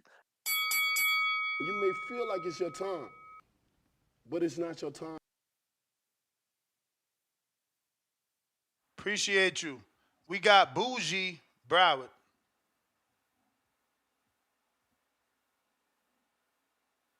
Yo, you can hear me, Ness? Mm-hmm. It's your boy Bougie from Broward all the way to motherfucking Vegas. What it is? Chill. Listen, I'm finna chop it up. Brian, you can run all two of my calls or my free call too. It don't matter. Listen, last night I'm gonna start from bottom to top. Lorenzo, Broward Cuban, you did your thing, bro. I know Ness had everybody on you with high expectations and all that. I know what the situation is with you. I seen you behind the scenes. I seen you in camp. I seen you had niggas don't even show up for sparring, that type of shit, bro. So I know what you about, bro. You know, you have your nights, but he still came up and had got the KO in a later round. He ended up doing his job. It is what it is. So you know, I got him beating Mac Truck. I got him beating Richard Torres. Jarrett, I ain't too sure about yet. But them two niggas, they could for sure get it. They for sure food. Secondly, Shadea motherfucking Green. Your ass made me lose my money. And not only that, you embarrassed yourself, bro. I'm gonna be real with you, bro. And I ain't finna take no pity from you, bro. I'm gonna give it to you straight up raw, bro. You should have learned from your last fight from being under them bright lights, that you need to learn how to get comfortable and keep it cool and not freeze up. Because if you're trying to sit here and be who you think you are, one of the elite fighters, they don't fold under that pressure like that. Now, let me give the diva all her credit, bro. She been here before. She done this shit before, and I praise her, bro. She came to fight. She didn't lay down, and that's what it was with Shadea. I think her mouthpiece. I think she thought her mouthpiece was gonna lay the diva down in the fight, but that shit ain't happened. The diva been here before. Shadea, you played, bro. You played. You asked for this opportunity for years and years and years, and you fucking played, nigga. I seen you not even countering. I seen you not even throwing no jab. I see you out here slapping your fucking punches, bro. You smothering your fucking shots, bro. She took the distance away from you, bro. And you didn't even try to adjust. By the time you did try to download information or get your timing right and everything, it was too late in the rounds. It was round 7 or 8 or some shit. That's when you started trying to crank that bitch up. Otherwise than that, bro, you played, bro. Ain't no ifs, ands, buts about that. You played, Shadea. So she fucked up my ticket. I could have won a lot of money, but she fucked up my ticket. Jake Paul, I got him right. He got the stoppage in the first round. Boom. Chris Colbert and Ryo. This nigga Chris is a joke, bro. I'm sitting here watching this first round, how he just shit. I don't know what the fuck that was in the first round. He caught himself doing, bro. But he shit. He deserved what he got, bro. hope you pay that man his 50,000 that he betted, bro. I hope you pay that man your You may 50,000. feel like it's your time, but it's not your time. At all. Ryan ain't come to play. He came to fade, bro. Hey, that's exactly what you did. I mean, what he did. I think that KO, I don't know, that shit was looking a little too much similar to Rolly KO when he was hanging on the side of them ropes. Feel me? I'm talking about Ryo cleaned his ass, bro. But Chris, you don't got it in you no more, champ. Give it up. My Shakur know my body. I know Shakur body. That type of shit. You just stick with that, bro. You just keep outside looking in like your boy Shakur, bro. Bam Bam. This is my favorite fighter tonight. Bam Bam and Sonny. Yo, heavyweight bag UK nigga, bro. I get this understood, bro. I don't know how to work no phone calls on Discord. I don't know how to do no text message. Only thing I know how to do is the 24-hour chat and the back call and the back tracking shit, my nigga. I tagged you. I mentioned you plenty of times before the fight last night, saying where you was at. You was nowhere to be found, bro. Nowhere to be found. And then all of a sudden you claim you calling me. I don't get no notification when you try to call me or nothing, but I see what it is. You duck me, and I see why you duck me, bro. Because Bam is a bad motherfucker, bro. And I've been saying this, his style of fighting, he's not a true Mexican style fighter, bro. My boy throw angles. He throw a high volume of punches. You feel me? And then he stayed disciplined throughout that fight. Sonny is a dog. Sonny is a fucking dog, and I love Sonny, bro. Sonny, I even became a fan of Sonny, bro, because he's a dog. He didn't stop fighting. He didn't tuck his tail or anything. But let me tell you this. Bam, he kept the same energy, the same discipline from round one until that fucking stoppage. I knew when Sonny started leaning in on that front foot, around round 6 and 7, he started leaning in on that front foot. I knew it's a wrap. And Bam got it what it takes to finish this fucking fool, bro. Bam is something different, man. Bam is, y'all Mexicanos, I know y'all probably don't like his style because he a slick fighter, but the boy Bam, man, listen here, he's nice, and I fuck with Bam. Him and the Mexican monster, David, them two, those the only two Mexicanos I'm gonna rock with when it comes to this boxing shit, bro, because them boys really do that shit. He don't talk too much, he handle his business, bro. He handled his fucking business, and I respect that about Bam. David Morrell, I ain't surprised. Your boy had a brain aneurysm, whatever that shit called, so that shit don't count. I still ain't got you over. I still don't got David Morrell over David Benavidez. Now, Ness, let me say this real quick. I think it's a communication barrier between Ronnie Shields and his Cuban fighters, bro. I know Ronnie, he mentioned something about being like distracted or some shit. He wanted to sit here talking to crowd and all this shit. He wanted him to basically stay disciplined throughout the fight. And that's what's gonna fuck him up, especially you going on the top level, fighting like a David Benavidez or some shit. That's gonna get you fucked up, bro. So I hope they work on that. I see what the future holds for David Morrell. But it was it was a great weekend of fights, man. I really enjoyed it. Out of all my calls, I only got one wrong, and that was with Shadea Green. Like I said, Shadea, you shit it, bro. You shit it. And then I won't even blame if the Diva don't want to give you no rematch, I don't blame ass because you shit it, bro. Like for real, bro. Like, yeah, but that's what it is. I doubt it's a rematch, bro. That was a vacant title, so that means that Franchon now has fucking mandatories, bro. It's yeah, so it's a wrap. It's a wrap. You're gonna have to start from the bottom, but it's the fact that she shit it, Ness. She asked for this opportunity for years. Mm-hmm. For Her years, mom and was this focused on this girl for so long. I can't, I just thought she would, even if she would have lost, I thought she was gonna lose looking better. You know what I mean? I didn't know it was gonna look like that, bro. She really she froze under them big lights, bro. And like I said, bro, the Diva, she been here before. She been trying to tell us, bro. Like, yeah, it's levels to this shit, bro. And that's some real shit, bro. I see where she was coming from when it came from that, bro.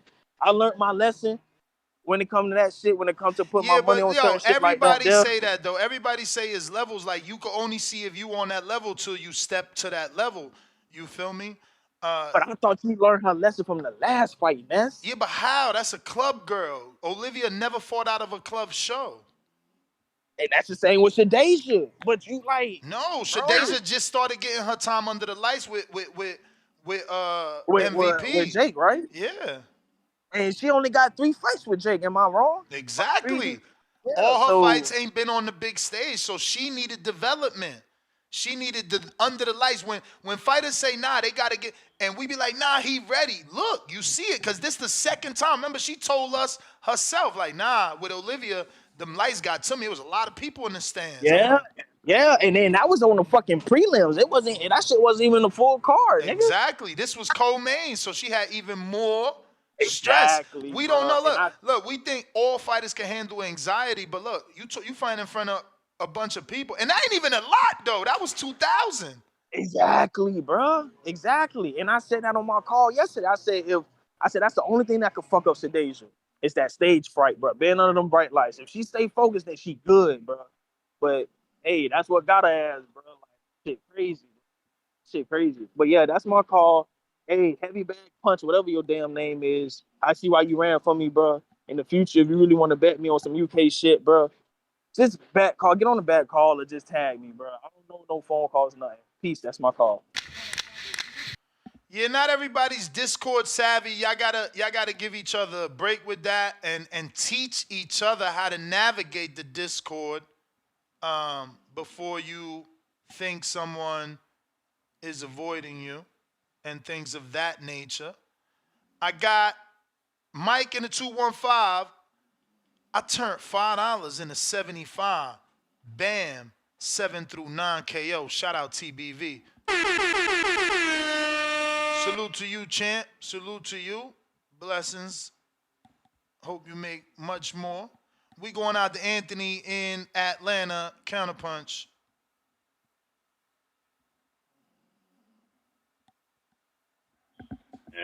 Because, I called in talking about Shadea finna knock this chick out and this and that, bet some money on it, go ahead and took that L. So I'm real disappointed, in that performance.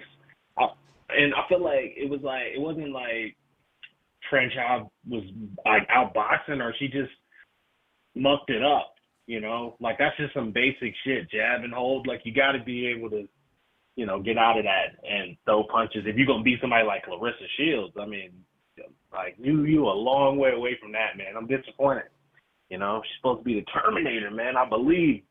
But that's the last time I bought him Wolf tickets. You know what I'm saying? That's a wrap on that one. But David Morrell, really, really, this is what we doing, man. Like, why do you keep putting him in there with these bums? He's obviously talented. But what does it do for him? Just knocking these dudes out so quick, He doesn't learn anything. He doesn't get any better. We learned nothing about him. Fake build-up. They trying to make him a monster.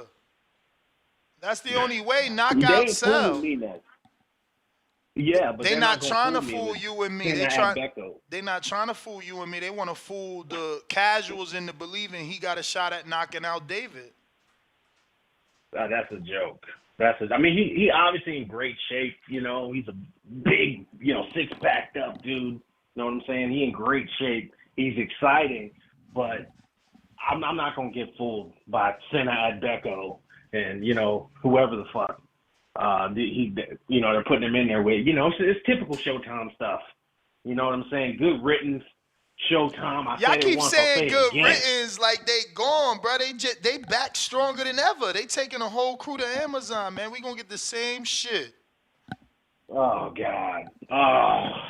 Oh, please say it ain't so. I hope you joking about that. I'm not joking. That's my assumption. I just hope that someone at Amazon was smart enough, like at DAZN, where they said, nah, we want to see at the table. We can't just put on any fight. I just hope that's the case. Well, that's what it's gonna take. If you're talking about sustainability in this game, you can't keep putting dudes in with these bums, who are not going to do anything. You know what I'm saying? Like, for you commercially, you're not building off of anything. You're not testing these dudes. Teddy Atlas said it. This is why HBO got out the business. Because they was putting these heavyweights in there, paying them $3-5 million a pop to fight nobody. It's just a one-way ticket to nowhere. So it could be Amazon, but they're going to reach the same fate as everybody else if they do it, if they get these Showtime people. Stay away from You may feel Espinoza. like it's your time, They should but it's not your make time. sure that Espinoza has nothing to do with this Amazon thing. I hope you're joking. Like, I'm praying to God that was a fucking joke. Like, I'm so disappointed. I'm even more disappointed now. Like, please let that be a joke. I want Showtime out of the business completely. Nah. You know, because their business model is terrible. Bro, Nah. terrible. What they did to me for But you Terrence saying Crawford, that, Errol Spence. you saying that, but the truth is that everyone, as a majority, believes that Showtime has the better production. We've seen ESPN do pay-per-views. We've seen DAZN do pay-per-views. Yes. We're more satisfied with the And production. you saying they're better? I'm saying that the production. They're better than them? I'm saying that the production of Showtime hasn't failed us. You know, we've had people experience double charging with DAZN and blackouts and bad audio. And by the way, you just said double charging with DAZN. Okay, so I just purchased DAZN. I purchased DAZN for the Jake Paul card, and they had like a deal going that I could get like the Day of Reckoning. If I bought that, then my first month will be like $5. Oh, that's so dope. I just took that deal. I know it was a great deal. So what was your total though? Give me your total. What was the total pre-tax? Pre-tax. The pre-tax was like $35, but I ended up only paying like $20 or I'm sorry, the $30 for the Day of Reckoning. So I paid the 30 plus 5. So 35. Because the total pay-per-view costs for, fucking $40. The pay-per-view's $39.99. So they gave you a discount and a free month? That's great. Unless you read it wrong, but looks like we lost them. And that was Ant in Atlanta. We got Treese in Toledo. Counterpunch. Yo. What up? Yo. I just want to call in first. Let me give my little crow for the Sonny Edwards and the Chris Colbert shit. I thought Sonny Edwards was gonna find a way to box around. You feel me? He stood in tough though. Shout out Heavy Bag. He right, man. That's good shit. Sonny Edwards did stand in like a warrior, man. That dude who called in and called him a bum, I don't appreciate that shit either. My man stood in tough. You feel me? He was boxing. You feel me? It was good shit all the way through. Like you said, and it took him until about the 8th round to figure him out, turn the tide type shit. So it's all good shit. I also wanted to call in and say shout out Toledo Golden Gloves. You feel me? Yeah, we was in the field yesterday. We went to the little amateur fight, showed some love to the city and whatnot. Seen some good action. Yeah. It's crazy, man. Even in the amateurs, they be robbing a motherfucker. That's no bueno. And that's why they do this. This shit crazy, brother. Even in Toledo, Ohio, would be it's robberies here and there. I'm like, damn, this shit kind of crazy. But Chris Colbert, boy, that was not what we wanted to see here, man. You damn it, man. As my uncle would say, if you put him on his butt, he might get up, but if you put him on his face, he stand in place. You feel me? And that shit was not good for you, my boy. Hey, Ness, what you think you want to see? You want to see a trilogy between Ryu and Chris Colbert? No. Yeah, not now. Like he got to do something, right?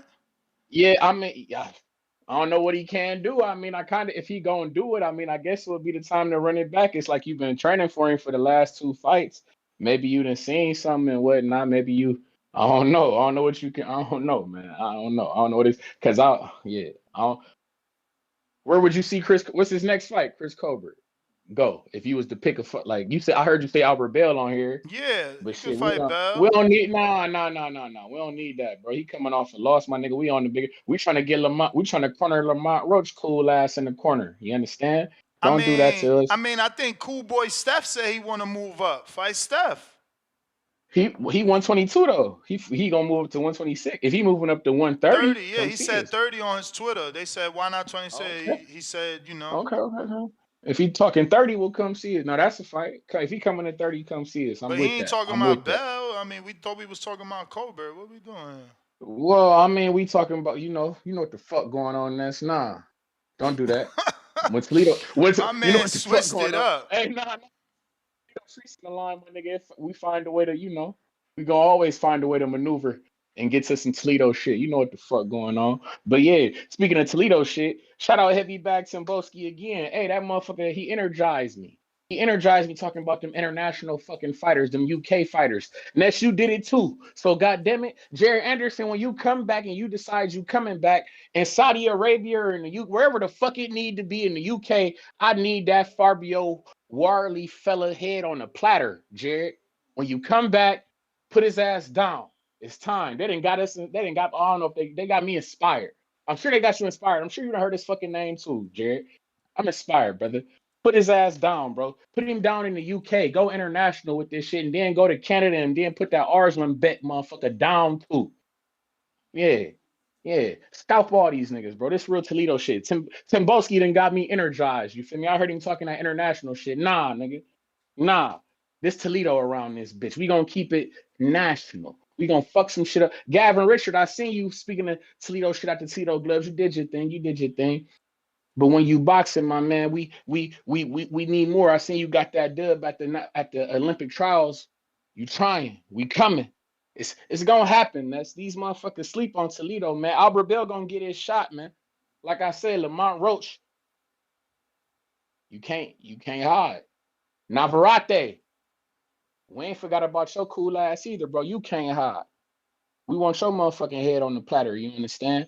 Hey, Ness, your man, what's that fat motherfucker? The big baby, the Miller guy. He getting his ass crushed too. Jerry, he gonna scalp his ass too. I need you to understand, man. This shit just don't. This shit don't stop in Toledo. And that Morrell fella, who the fuck be calling? What's the dude who be calling in for him? Terraplanista or Yep. what's his name? That's his name. Yep.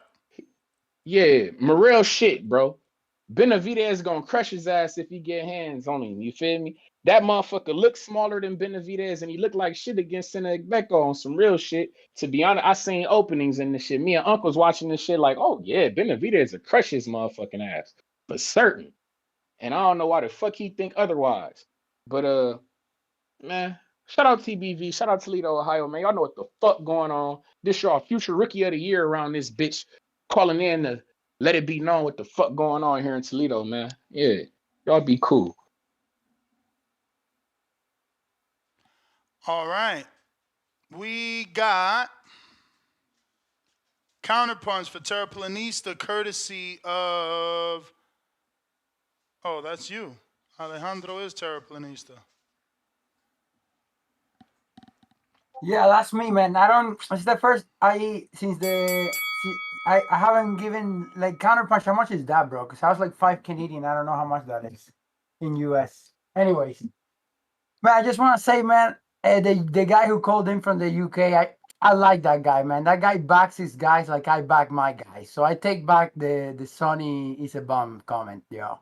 Because that guy made me realize, man. Yeah, that guy from the UK, he's just like me, bro. He backs the UK guys, just like I back the Cuban guys. He stood by his guy. He took his crow, just like I ate my crow after Rolly. So, you know what, man? I take it back, man. Sonny put up a good fight, right? I'm just glad I have money on Bam by KO, and I got that win. Man, you said a great point about Sena Beko and David Morrell. You said, what did we learn from that fight, right? It's like the second fight in a row where in the first 2 rounds he gets him out of there, right? These guys are not on the same level as him, bro. These are guys that are promised title. They tell them, hey, you fight in show box, you win, you get a title shot. And we know that Canelo ain't going to give Sena Beko a title shot. We know that Benavidez is only interested in fighting blown out 154 pounders. So somebody has to find these guys who have been campaigning at 168, for good or for worse, getting their little wins, and getting in position for a title. And that's David Morrell, man. And he knocks them out in 1 round. So I want that fight. I want him to step up in conversation. I come here every day and I want those fights. I think he didn't even call out Canelo. That's how much of a boogeyman he is. He's in the same position in the WBA as Benavidez is in the WBC for the title. But he's not even worried about Canelo, bro. He didn't even say Canelo once. All he wants is the boogeyman, the guy you say that nobody wants to fight, that he says he has hard time finding opponents, that everybody's scared of him. That's the guy he wants to do because he wants to prove to you, the hardcore, not the casual. Because if he wanted to prove to the casual and if he wanted a payday, he would be asking for a Canelo fight. No, he wants to prove to you, the hardcore, that he's a better fighter than all these guys, that he's really him. You know, and he wants to fight the boogeyman, the Benavidez. Only called them out, didn't call Benavidez is nobody no else longer. out. Bro, that is real scary, bro. That's what you need to start watching out. If you don't want to keep seeing knockouts in the first round and people in comas, then put him in there with Benavidez. I want the step up. The Benavidez fans don't want the fight. The Morrell fans want the fight. You see, that's the big difference.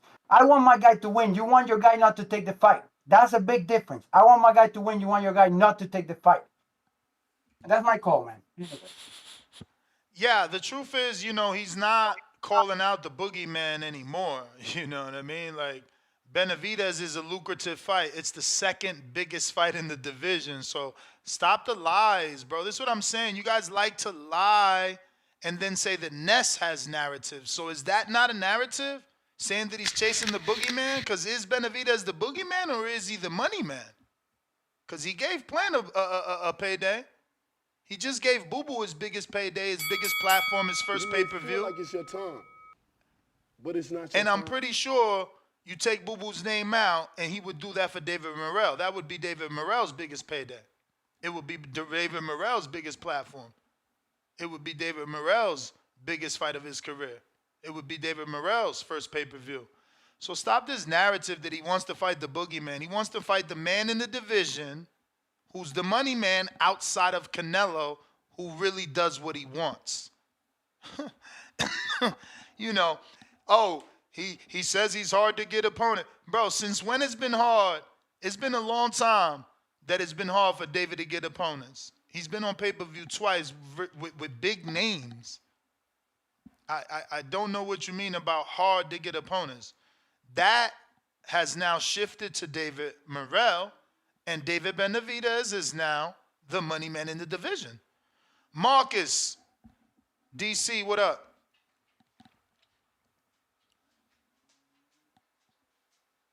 Damn, no Marcus? Cliff.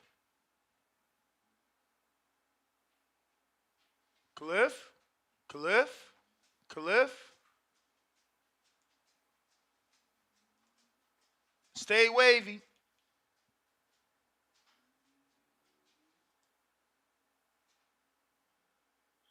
All right, we're going to Marcus on Twitter.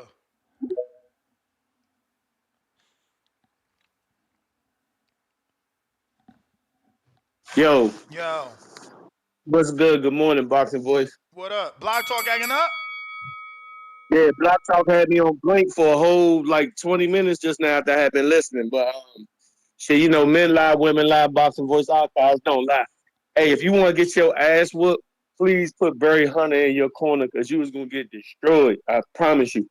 Dog Bay, Austin Trout, Hank Lundy, now Chris Colbert.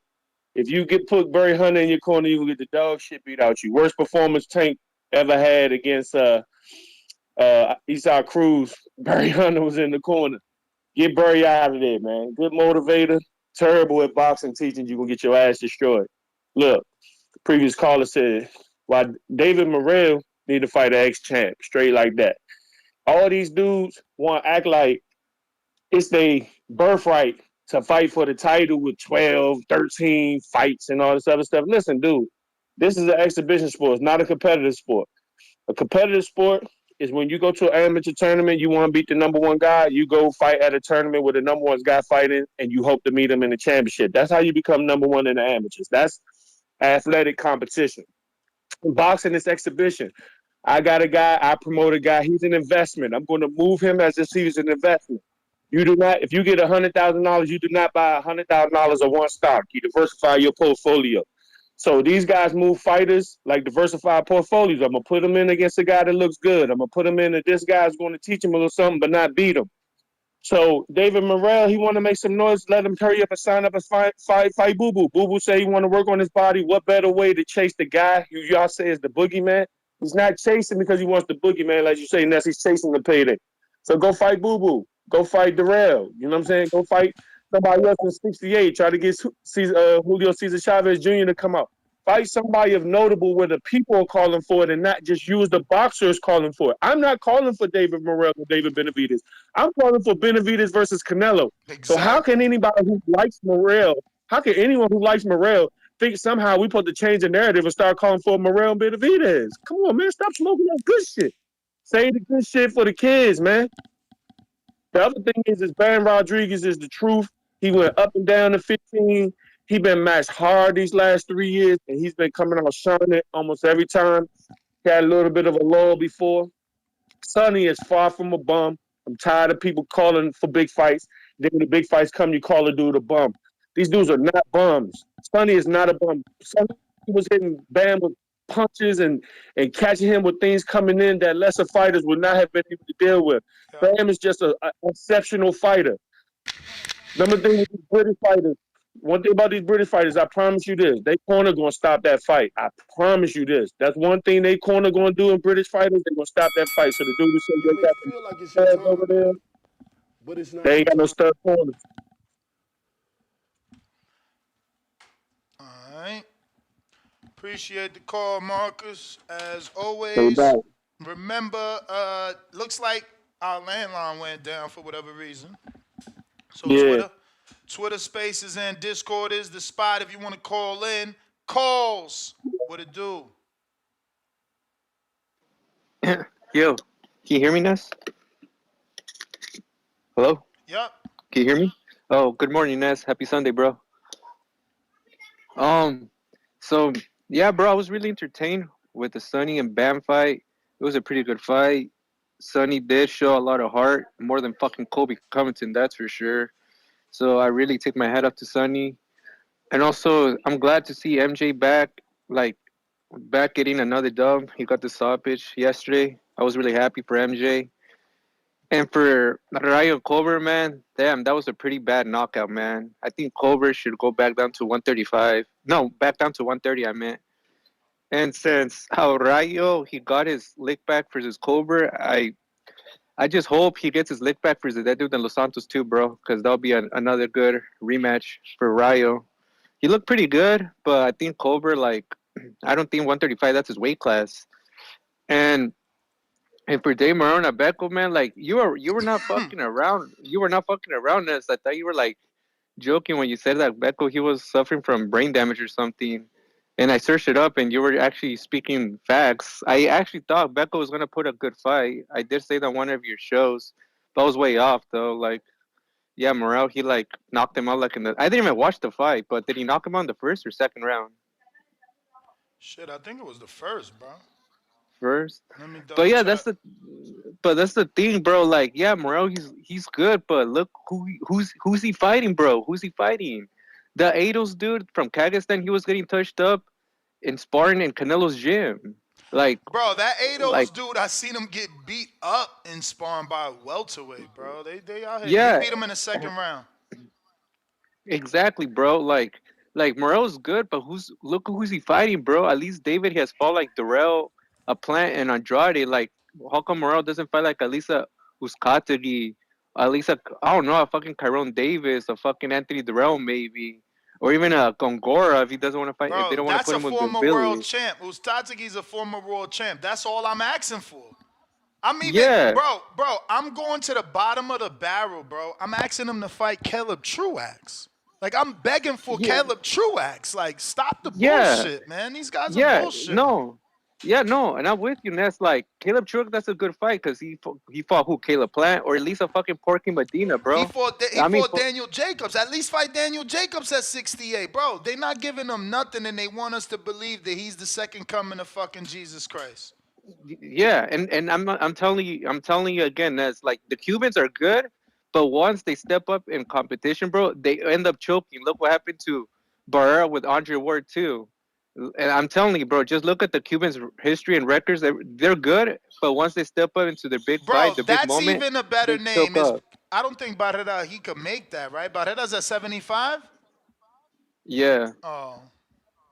Yeah, he's a 75, but He need a it's name, like bro. He need a name that we care about. but Uzcategui is a good name. He's with PBC, like just like Dave Morrell. Like that's a good fight for Morrell. Cause Becco, man, like I thought he was gonna put up a good fight. Cause my dumbass saw that he sparred Arthur Beterbiev, and I'm like, oh, he probably will give him a good fight. But until like I searched it up, like who Becco was, I'm like, nah, this bro's gonna get cooked. And you were absolutely right, man. Like, bro, David Benavidez will kick Morrell's ass, bro. He will kick his ass, and it's gonna be pretty fucking disgusting once he kicks his ass. I'm telling you, Ness. You And may that's my feel call. like it's your time, All right, champ. but Appreciate it's you. not your time. I would love if you can't get a former champ. You know I want Mabili, beat up Eric Bazazian, beat up Vladimir Shiskin. Try to fight Diego Pacheco. You know what I'm saying? What's up with Edgar Balanga? You know, Jaime Munguia. John Ryder, I don't want. But John Ryder would have been a durable fight to see where you at. Fight William Skull. Cuban versus Cuban. You know? Let's see. Let them make a name off each other. Because William Skull, who he fighting? Motherfuckers want Canelo to fight William Skull. Who the fuck is William Skull? Let them fight each other. You know? I got this dude DMing me talking about, nah, yo, you is hating on Cubans. And then I'm like, so I wasn't giving love to Lorenzo Medina? Oh, he ain't Cuban. Yo, you dudes are disgusting. You dudes like Baby Joker that sit around here and you think you more Mexican than somebody because of where you from. And this one isn't Cuban because he's not born in Cuba, man. Shut your silly asses up, man. Stop DMing me, bro. I don't want to talk to ignorant people, bro. Like, seriously, man. Like, I don't know why y'all think I got time to talk to people that have ridiculous takes. Now Lorenzo ain't Cuban. Y'all terrible, man. The minute he win the world title, they going to be all on him. William Skull looks like he's Rances Bartholomew's uncle. 9 knockouts. This dude needs to fight David Morrell. Look, completely built in Germany. He needs to fight David Morrell. Why should this be a Canelo mandatory? Fight Morrell. Fight Morrell. 31 years old. No one's ever heard of this dude. All his fights are in Argentina and in Germany. All 1-star. He got 1 3-star fight, and it wasn't even his last fight. Let this guy fight David Morrell so we could see who both of them are. Pascal's too heavy, right? Ain't that, you know, you can't have Pascal try to fight David Morrell. How the fuck we gonna get Pascal down to 168? That's like wishing right there. I got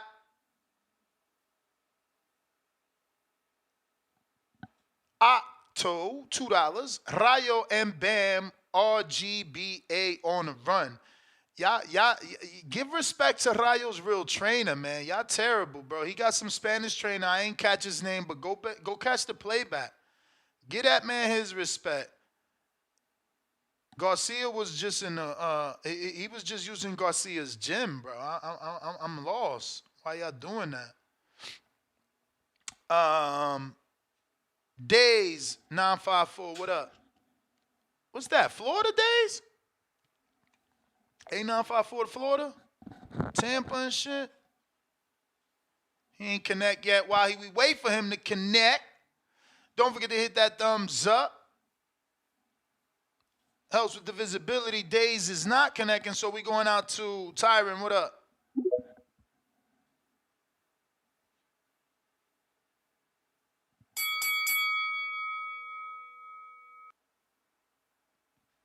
Yup. Tyron? Huang in Houston. Yo. I hear you. Ah, my bad. Call me, bro. Right here. All right. First of all, you know that Janae Boston fight with that. I think the guy's name was Glenn Russ or something like that. That You who? ain't see that fight? Who? Yeah, Junaid Boston. It was on the Before the Bell. Man, I liked that fight. And you know what? That's why British fighters, some of them I don't like them because they're dirty, right? Be honest, 85% of them motherfuckers are dirty, right? But man, I liked that kid Junaid Boston and Sonny Edwards, man, gave a valiant effort, and we got to stop shitting on him, right? And I want to say something else. It's funny that guy's name is Teleplanista, right? Because I was telling my dad, I was like, yeah, man, they saying this that Becco guy. We're sitting there watching the fight, right? Yeah, they say, he's all right. He's not no bum, right? He goes, who said that? I don't know. Some guy who called into the boxing boys, right? And this is the words my dad said. What fucking planet is he from? And the guy's name is Teleplanista. I was like, whoa.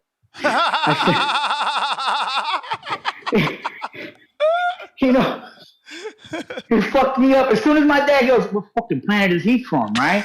I was like, oh, shit. I'm tripping, right?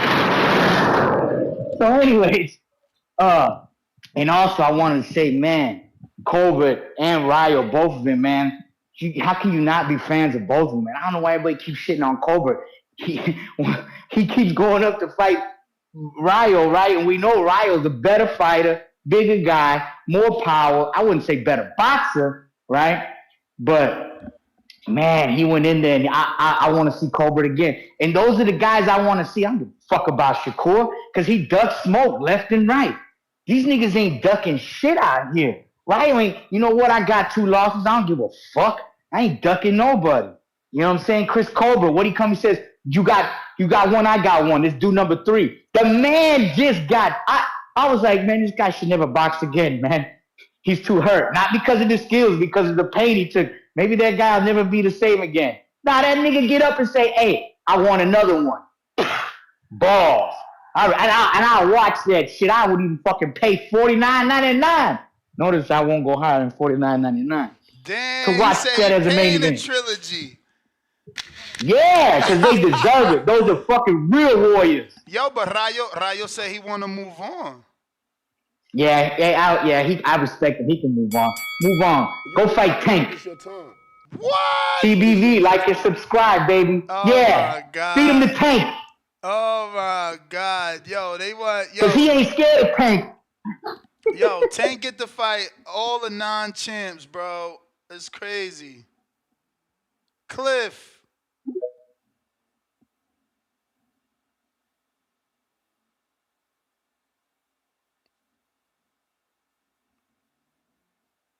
Yo, Days. Invite been sent, player. Himalaya. Cliff, you in there or what? Tyron, what up? Okay, Days, I see you. Mic check. Mic check. Yo. That's Tyron I hear. I don't hear Days. Right, Days, you there? Yeah, I do hear you, but you far, man. Get that mic right. But we going to go to Tyron in the meantime, in between time. Yeah. Go ahead, Tyron. Appreciate it, champ. Shouts out TBV, man. Everyone blessed. Hope everyone having a good morning. Man, what a night, man. Cobra didn't look good to me, man. That was a knockout of the year. That was a knockout of the year, man. That kind of gave me memories of what happened to Manny, man. That was a vicious knockout. Bam, man, he's on my pound for pound list. Great performance. Shouts out to Sonny, man. The dude have heart. Dude got courage. He was in there trading. That was a good fight, man. But that was a pound for pound performance by Bam. So he's definitely on my list now. Looking forward to, he would say he want to go back and get his title back. So I'm looking forward to that. Morrell, he did what he was supposed to do. I was thinking. So I remember I think the first form, well, not first former champ, but the real, big kind of name that David had. I think it was David Lemieux. Do you agree? Like a coming out type of fight. Do you agree with that, champ? You want me to be happy that Morrell's going to fight David Lemieux? No. I'm saying because I know the talk says that, people want to see Morrell. No, I mean, you asking is it a good fight in my eyes? No, I'm saying, do you need a Morrell in there with a David Lemieux type of fighter? Because when the whole notion was he wasn't fighting nobody until he got in there with David Lemieux, and after that it seemed like okay, it started Yeah, I rising. mean with a David Lemieux type, but not Lemieux. I never thought highly of Lemieux. Yeah, no, me neither. I thought he was watching even when David fought him, but I'm saying that on that type of caliber, that's what you need to see from Morrell in order to get that David Benavidez fight. Yeah, I mean, like if Ustatigi wasn't, or like, if Lonnie B was fresh, if Lonnie B get 2 tune-ups, fight Lester Martinez, Bomac fighter. If Lonnie B get a tune-up, fight Lonnie B. If Ustatigi get a tune-up, fight Ustatigi, because like he a former champ. Like if Truax get a tune-up, fight Truax, because he's a former champ. I'm just saying fight somebody. Like, bro, Senad Beko, who... Nobody knows he fought Vladimir Shishkin. And don't nobody know the dude he got knocked out too. Like, why was that dude dead? Yeah. Yeah, I feel you. But you got good points, though. I would definitely like to see Morrell in there with that type of, caliber. He definitely got the skills, man, the potential. But I definitely want to see him in there with that type of caliber fighter. But that's just my call, champ. Bro, why he ain't even fought Damon Nicholson? Like, bro, it's almost arguable that... Bro, I think it is, bro. I think more people know Jason Quigley more than they know Lennox Allen. And I'm not saying Jason Quigley but it's not your time. Is better than Lennox Allen, but I don't know who to pick in that fight. Maybe Lennox Allen could stop Quigley. He has showed to be a little bit not durable, but like, bro, they two biggest win. Like Edgar Berlanga and Morrell's resume is the same, except Morrell got a WBA belt because he took it from Lennox Allen. But like Lennox Allen and Jason Quigley is the same fighter. Same fighter.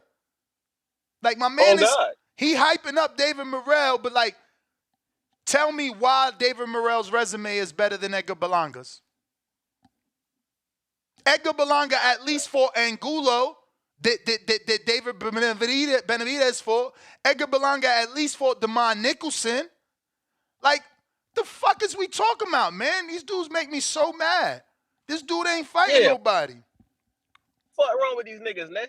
These niggas need to tighten up, man. What up, Days? So you in Florida? Yeah, I'm in Broward. Salute. Yes, sir. Yeah, man. So as far as the fights, man, I only got to catch 2 of the fights. And I seen Andre Berto and Robert. Bro, I didn't even know them old ass niggas was fighting each other, bro. I'm gonna be honest, man. Like for his age, I think the Ghost, he didn't look too bad, man. Andre Berto, bro, he's done, bro.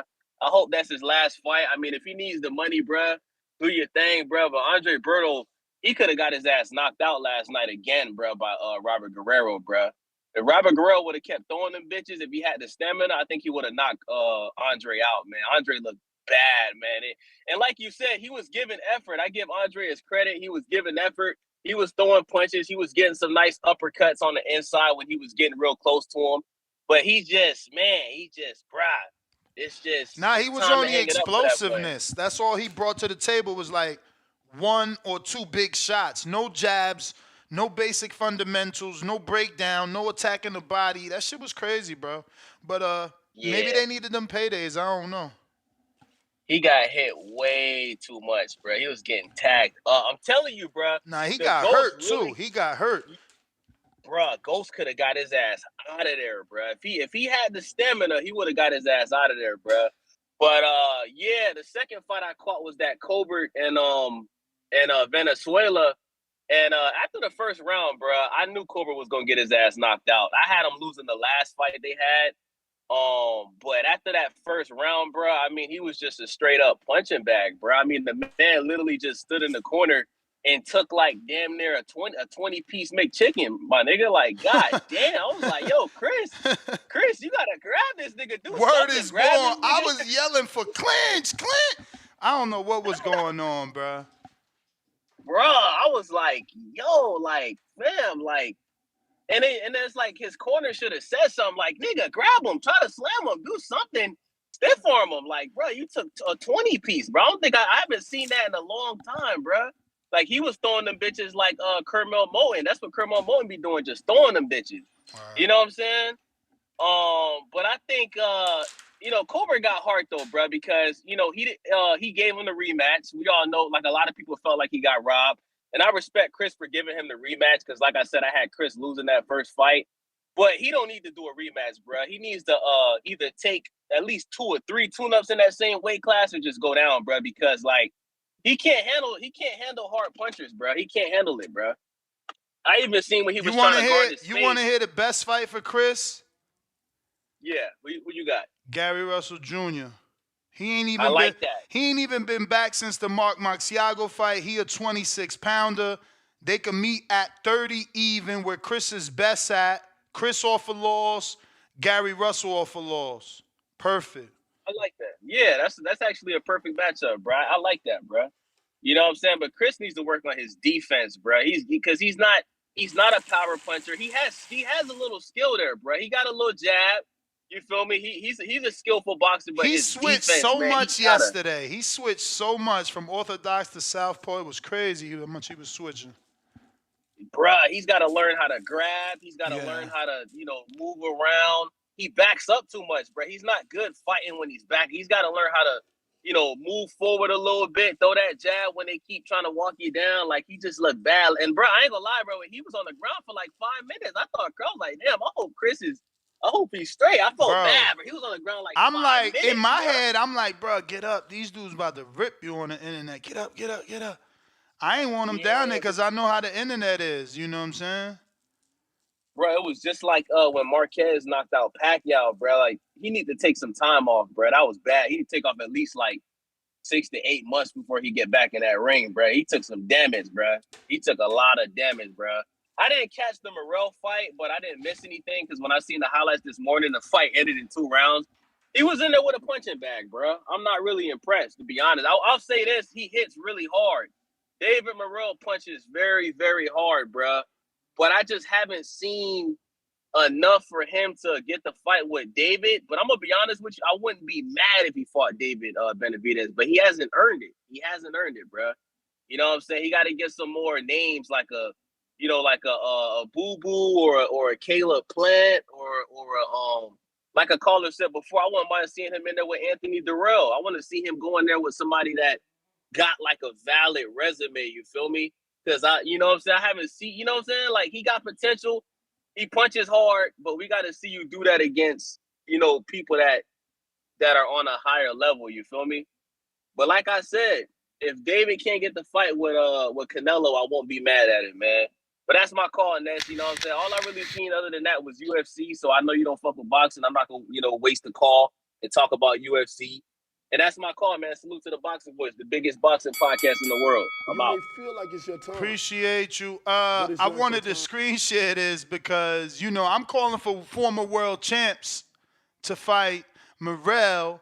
And obviously, Boots is in the same position. He needs some names. But this ain't it. This ain't it. They better not be trying to give Boots Robert Guerrero. Robert Guerrero is 40 years old. Now, don't get me wrong. This like PBC. Jamal Charlo fought 44, I think. I think it was 40. I don't want to act like I know for sure. You got to check. But I think Jamal Charlo fought Kenan Bundridge at 40 or 44 for that IBF belt. But bro, I don't want Guerrero to do that. It does nothing for us, and he can get seriously hurt in there with Boots. That's crazy. I hope that's someone being creative as a content creator with their titles and not a representation of the truth. Cuban Missile, what up? Yo, mic check. 1 2 1 2. What's going on, Ness? What's going on, TVD? Shout out. Make sure y'all have a blessed morning. Make sure y'all like, subscribe, do all that good stuff. Show some support. It's free, y'all boys. So y'all go ahead and do that. So, Ness, I mean, can we talk about what we witnessed yesterday? Absolute onslaught by the greatest 168-pounder right now, David Morrell Jr.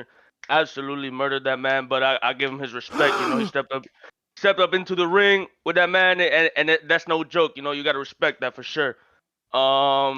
Listen, I mean, if I won't blame Benavidez if he gets a Canelo fight, right? I mean, I want him to get it, but if he don't get it, Morrell's got to be the fight. Look, it's nobody else calling that man out. Nobody wants to fight Benavidez, and Morrell's the only one calling him out.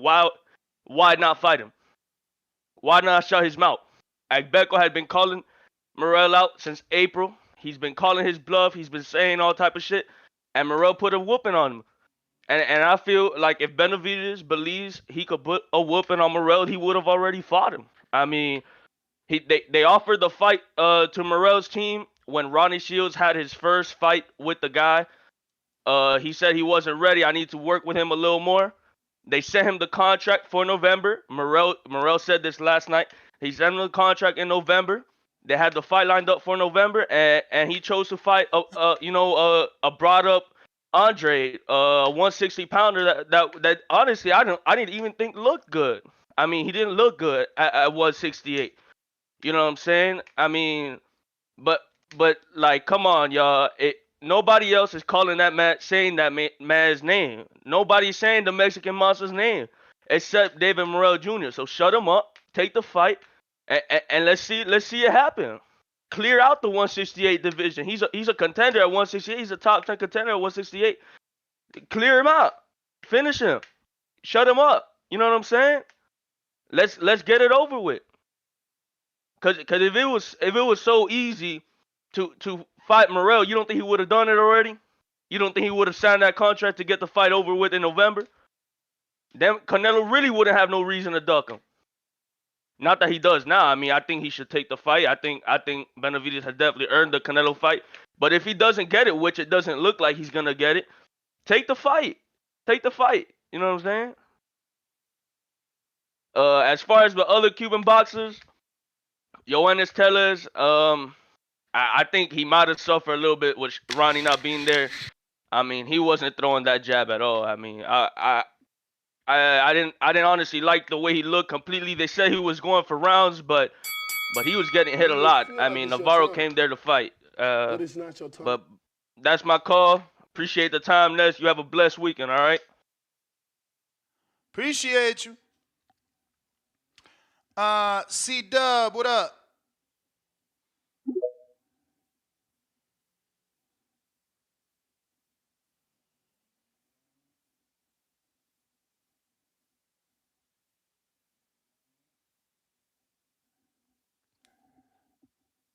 Kerry G, what up? Hello? Yep. Hey, yeah, I thought you had said C-Dub. I was like, what? I did, but he didn't connect. I feel you. So yeah, Shadea Green kind of got disappointed. Like I said, I've been galvanizing a lot of casual people in Charleston here, getting them into boxing, buying DAZN apps and Showtime shit and stuff. So kind of was upset because I really talked her up, and I was like, but it happens. People have rough days. She smothered a lot of offense, so I was really surprised about that. And so many times, like a Deontay Wilder-esque straight right hand was just open for her. I'm like, she gonna bomb this girl. Like, she coming in with her hands down. She in position. She is set. Her feet are set. And then she would just jump in towards her. And I'm like, I don't understand why that decision was made. But, we don't know what they go through in there. So, hopefully she bounces back, because I wanted someone to, like, make the women's boxing exciting again and stuff. With David Morrell, I like David Morrell, not because of like what he's done necessarily in the ring. Like, eye test wise, I'm sure, he looks good. So like, that's all cool and stuff. But, like you said, he ain't really proven, ain't gotten the thing, ain't gotten enough people to fight. But I just like because of his last fight, he like has like a charity that supports like people with autism and stuff. And when he was trying to introduce that charity, the announcer tried to like skip over and go back to the fight, and he grabbed the mic. It was like, nah, bro, like, forget my fight. These kids are fighting really hard, and that's a subject and a situation that I really believe in supporting. So that's why he actually has me as a fan. So hopefully he can prove it in the ring and double down on that. Rayo is food. Like, how is this lighter dude, Chris Colbert, even though he has like a teeny bit of skill, when he was triple jabbing, Rao looked like he was confused trying to like swat a bee from his face. I was astounded. I'm like, bro, you're like wailing on this dude, but if he busts one triple jab out, it looks like you just completely get discombobulated, whether or not they land. So I was like, how do you expect to try to jump up to like the best of the best? Slow the roll. Let them build that fake fight for you, you know. And who else? Who else felt that? There's something I wanted to say about some. Oh, about the conversation y'all were having yesterday. I just felt like you had mentioned it before, but I really felt like someone kind of like it was kind of glazed over with the whole Devin Hayes situation. I just think he doesn't. He wants an asterisk-free career. All the greats that they bring up who did these catch weights, in the same breath, we also criticize them for catch weights. So I think he's just not trying to have those. Like I don't know why that's not understandable. You may feel like it's your time, but it's not your All time. right, all right, all right. Yo, I'm so happy I came back to Twitter.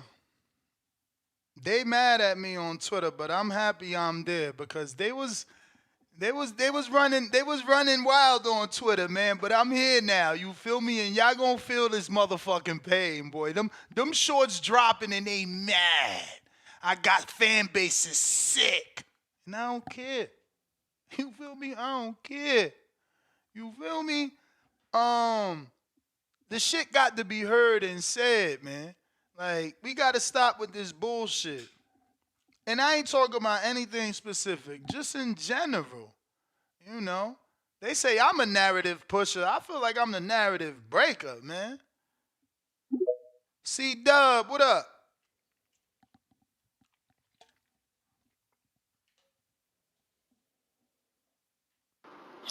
Yo, how the audio? We finally hear you. That's what's up, man. Shout out TBV. Smash that like button. It's free. Do something with yourself. Great weekend of boxing, man. A lot of fights. PBC, Showtime, Farewell. Andre Berto, man. Let me get the crow for that. I threw my daughter at the wall on that one.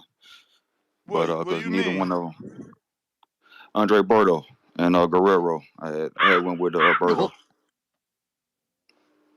Yeah, that was one I got wrong, but yeah, I picked David Morrell by stoppage. I'm not sure. Boxing is just going to keep growing, man, especially with the fans they have, especially with, you making waves, and I think I heard. Did you call him a bum at Becco? Probably You didn't. upset because of Terraplanista, lying Okay, to the okay. audience I got saying you, how got you, good got you. And Becca it, was in that call, remember? I got you, man. But yeah, we gotta appreciate. I mean, he the number one ranked boxer in this country. He's he's ranked, Yo, he and ain't and we say in the gotta sanctioning. He ain't say in the we division. He know. said in his country. What country is he from, champ? I'm not sure. Oh, I'm not sure, man. But we can't. but We, you we know know he he's not a number bum, one. man. But then it was very egregious when I heard somebody call Sonny a bum, Yeah, and that they was lose to the best. no, that was the Cuban Terraplanista. They lose. Yeah, they lose to the best, and you call a person a bum. It's kind of sickening, man. But yeah, David looked great. He looked great. I'm wishing for the same things you are. I'm wishing that he get a true axe. I'm wishing that he get a as Beck as Tatakuti. What how you say his name It's again? Tatagi. It's Tatagi. Yeah, Start to get. Yeah, I hope he get him. People say that we can't keep downplaying the former champions because that's what people need in the growth process and the journey process. You get former champions and then you just continue to grow. That's just how you just continue to develop. Shit, the zone card. Yeah, man. Let me get the crow for. I did pick Shadea Green, so let me get the crow for that. Yeah, yeah, but I did pick Bam. Bam looked great. Is he going to move up? I mean, to get to Estrada, we'll see. But yeah, Bam looked real good, man. Santa's not a bum. He just lost to a very good boxer, and I think everyone should have listened. I wish Roger Mayweather was around, man, because he would have told me that Ness and everybody that call themselves hardcore and called me, a casual and shit. They don't know about boxing because I tried to tell everybody, and I was asking like, damn, man, nobody got French Shine. Then you'll holler bet some. Like, but Green, she just wants to pick a perfect shot, and I don't think she has the power to sleep Franchon. And I just don't see that she. Did you see her working in the gym? Did you see her throwing the jab more in the gym or something? Absolutely, bro. Absolutely. That's what I'm Okay. saying. I think it's a situation where this is not a second time, right? Like she was able to get over it with Olivia, but that's because there's less opposition. Olivia wasn't really pushing the pace like Franchon. I think it's the anxiety, the lights, bro, they get to her. Right. She Okay. freezes up, and when you freeze up, you know you ain't letting your hands go. So now when Franchon is on the inside, yeah, you gonna let those inside shots go because you're comfortable there. But like she's supposed to have won that fight from the outside and caught Franchon coming in. Is that the violins? It was. Wow, we But can't yeah, hear man, it. keep going. You should have just Keep texted going, me. man. I would But have played them. yeah.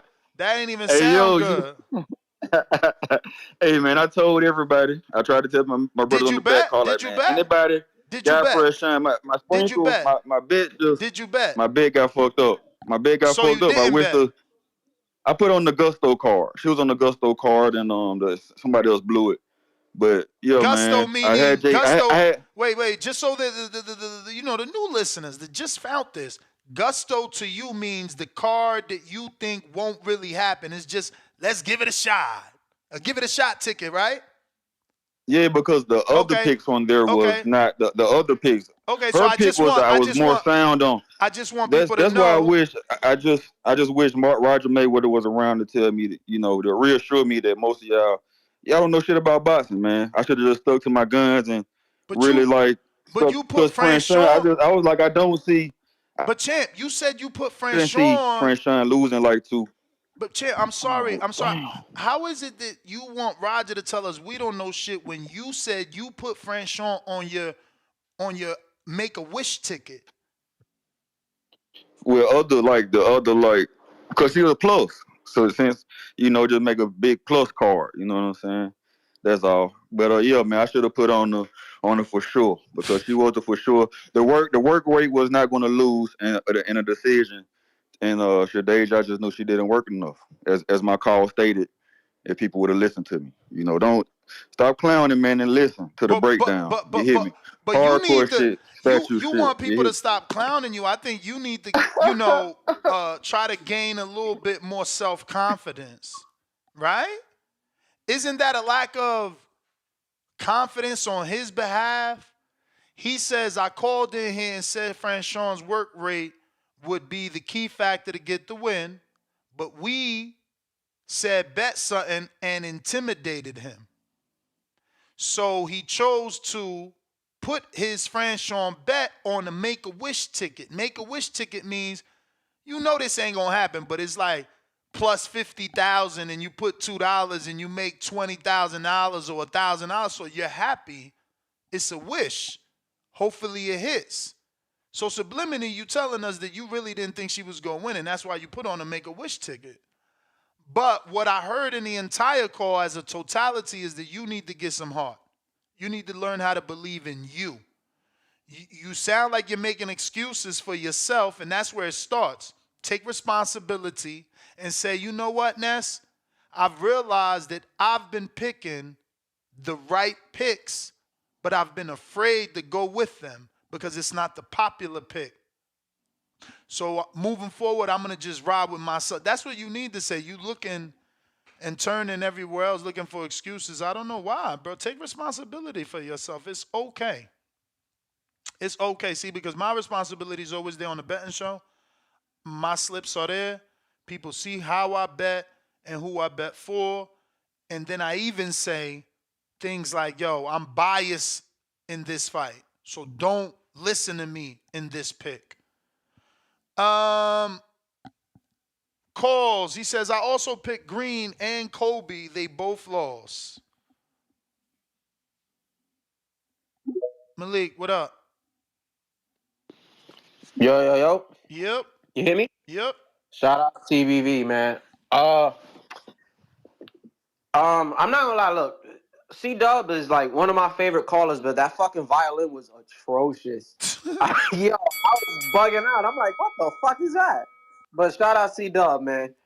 I didn't get to watch the fights. I'm gonna keep it a bean because third shift shit. You feel me? I was working. I only seen some highlights, and I'm about to just watch the Showtime card right now. Damn, that Colbert knockout looks fucking crazy, man. Damn, I'm kind of mad that I picked him in my little parlay. Something told me to do another one, but put Ryo. You feel me, for a knockout, but I didn't do it like a dickhead, so it is what it is. Honestly, man, like, look, I didn't watch none of the fights. Shout out to Jesse, Bam Bam. Is he gonna try to like undispute against like Martinez and I forgot the other dude's name, Artem? I mean, Martinez was supposed to fight on his card. My man has rescheduled like a million trillion times already, so I don't know. Damn, man, I think that would be a good look. He undisputed, and then he just moved back up because a lot of these lighter weights, they don't get too much shine. You feel me? And I definitely want him to get that shine. But yeah, that's it. Look, I just want to call in, show support, shout out CBV, and then it kind of sucks that we lose in Showtime, like it's more of a nostalgia thing. I love the production. I hope somehow Amazon brings that crew over.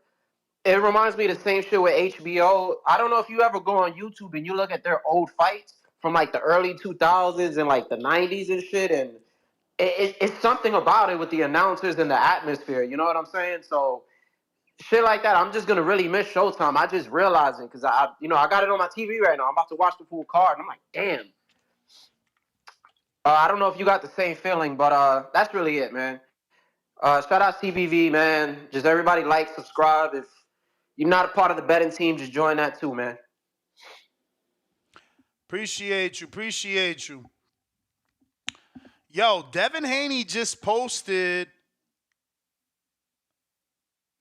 I hope that whole 20 million and everything is shook things up so much that they are in talks. He posted a picture of him and Tank.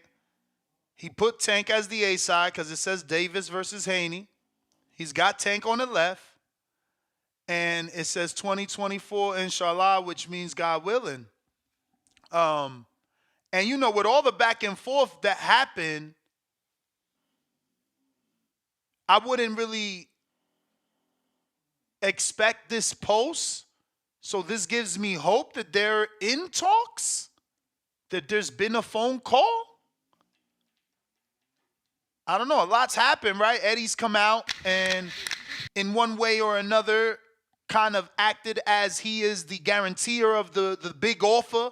He never came out and said 20. I don't think anyone sent me a clip of him saying 20, but you may feel like it's your time, but it's not your time. But Bill saying 20 and Eddie repeatedly saying, big offers. I hope this means it, bro. This is what we need. Boxing needs that. Boxing needs to continue to capitalize off its momentum.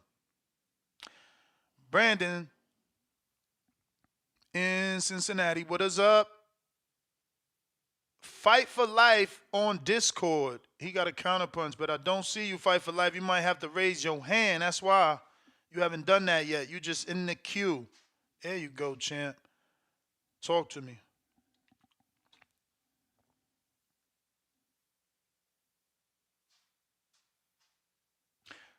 You might have to jump back in or accept the invitation. Yeah, so, Yo, we good? Yes. Yes, sir. What's good, Ness? I appreciate all the work you do, bro. Appreciate you, man. Thank you for listening. Yesterday was a treat, though, bro. Just for the hardcore boxing fans or whatnot, obviously the best pay-per-view yesterday, not the best, but the biggest was UFC. But just in boxing wise or whatever, it was a beautiful night for boxing, even though we ain't have a Tank or Canelo fighting. Mm-hmm.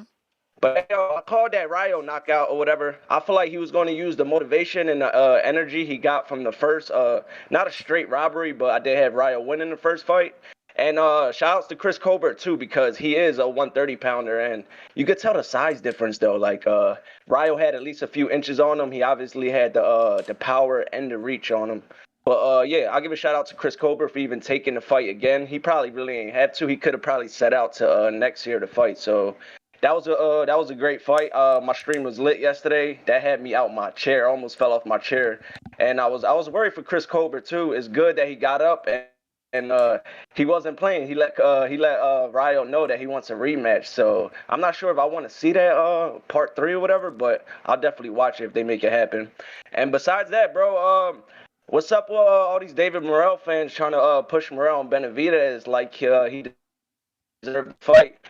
I'm not sure if they David Morrell fans or they Canelo fans or whatever, because it seems soon as Benavidez beat Dimitri Andre, you have all these just channels and Canelo fans just trying to force Morrell on Benavidez, when in reality, no casual fans can name anybody Morrell fought or whatever. Yeah, he's a good fighter, no doubt. Like, Morrell has talent or whatever, but at what point does he fight John Ryder or Anthony Durrell, or even bring Jay Leon Love out of retirement? Just fight old prospect or old champion or whatever. He's literally fighting cab drivers and waiters or whatever, and expect the Benavidez payday. Because if you think about it, it's a win-win for Morrell. He loses, all right, he only has 10 fights. He wins, oh my God, one of the biggest upsets. David Benavidez was a hype job, this and that. So it's a really like weird position they trying to put Benavidez in, because if anything, he's trying to build more momentum. I feel like that Morrell fight would slow his pay-per-view momentum down and whatnot, because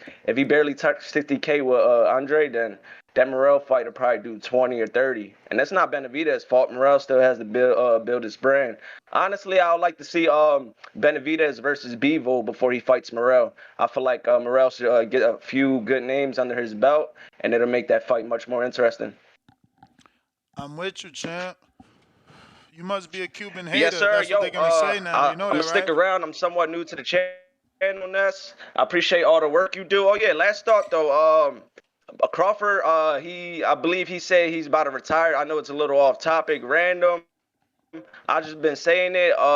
If I didn't think Crawford was gonna give Boots a shot, I would have told Errol Spence just to go to 154 and not fight Bud or whatever, because Spence was the bigger draw. I got nothing but love for my man Bud or whatever. It's just we want to see the best fight the best, and it looks like he's planning on retiring. He said he want to do that Spence rematch and Canelo, and then he want to retire after that. But I would have said Spence not to fight Bud if I knew Bud was going to give the next man Boots a shot. So that's corny. But I feel like fights like that, the best at each weight class, they got to fight their number one contenders. And that's how we keep boxing one of the best sports ever. But that's my call, Ness. I appreciate you having me. Thank you. Appreciate you, man. Thank you. Welcome to the channel. I hope they don't label you a Cuban hater now. I don't want them to label you a Cuban hater just because you didn't have a bunch of good things to say about Morrell. Yo, TBV, what's up, man? What's up? Can you hear me in my audio? Oh, man, a great Saturday of real hardcore fights. No casual shit, just real hardcore shit. Hey, last caller, that last statement made 0 sense, bro. Like, I ain't gonna insult you, I ain't gonna get on you, but we shouldn't have got undisputed at welterweight since Bud don't want to fight a kid afterwards. That makes a lot of sense. Yeah. Shout out to David Morrell. He's everything I said he was. Everybody's saying he needs to fight somebody, he needs to do this, he needs to do that. It's quite simple. You're not a boxing guru. You don't trust your eyes. I trust my eyes. That's what makes someone a guru. When you see stuff before everybody else sees it, that's what makes you great. That's what makes me great. You have to see it. You got to see him do it against somebody you know, and then you'll say, oh, okay, he made a believer out of me. No, I saw that. I saw it before you had to, bro. So that's what I think when people say they need to see Morrell in there with a Anthony Durrell or a Jose Ustategui. Like, beating the shit out of a washed up old champion is going to prove what? You still going to say, well, now we need to see him in there with a young champion. So yeah, but it is what it is. it raises his profile. Like right now, it's almost impossible for him to fight David. It would be unfair of us as boxing fans to root for David versus David when David been putting in work to get to Canelo. Like for us as boxing fans to throw another roadblock before Canelo, it's unfair. This guy needs names. Ness, who said turn down a Canelo fade to fight David Morrell? Nobody's saying Benavidez should do that. Yeah, but they We're trying to saying build if the you don't get the campaign. Canelo fight. They trying to build a campaign about fight Morrell, fight Morrell. Like, even if Canelo fights Jaime next, why the fuck should David fight Morrell? I'm not saying that. I'm not saying Don't turn down. I'm not Bro, saying my turn down the man won a Canelo fight. payday, dog. Like, y'all not realizing that David Benavidez is a pay-per-view fight. David Benavidez would be the biggest fight of his career. Y'all saying he ducking a dude that, like, bro, I bring Who's saying everything to that, bro? Who's Morrell saying that? fans. Morrell fans. Y'all pushing. You ain't heard me say that shit. You pushing right now. You saying eye test. I don't need to see him fight XYZ. So you basically saying I don't need to see him beat the fuck. I don't need to see Champ, him. I get what Stop you it. saying. I get what you saying, but you're not realizing what you're saying means. I don't need him to fight Ustadagi. I don't need him to fight Anthony Durrell. I already see he's good enough to fight David and Canelo. That's what you're telling the world. So that means he's got to fight David and Canelo. I mean, I don't know why we got this disconnect. I'm not saying fight them like immediately next. If them two dudes is about to fight each other, I'm not gonna call Canelo a duck or David Benavidez a duck if they fight each other and don't fight Morrell. That's my point. If you're saying that, then you just a super duper duper fanboy. Like, I'm not saying turn down the Canelo fade to fight Morrell. That doesn't make sense. But I'm just telling you, when it happens, my boy gonna dust them off, whether it be Canelo or Benavidez. I see it already. If you don't want to see it, I see it. I wish Boo Boo would have never said he going down, because that could have been his next fight. Daniel Jacobs, that's another good 68-pound fight. Man, yeah, bring it on. Bring it on.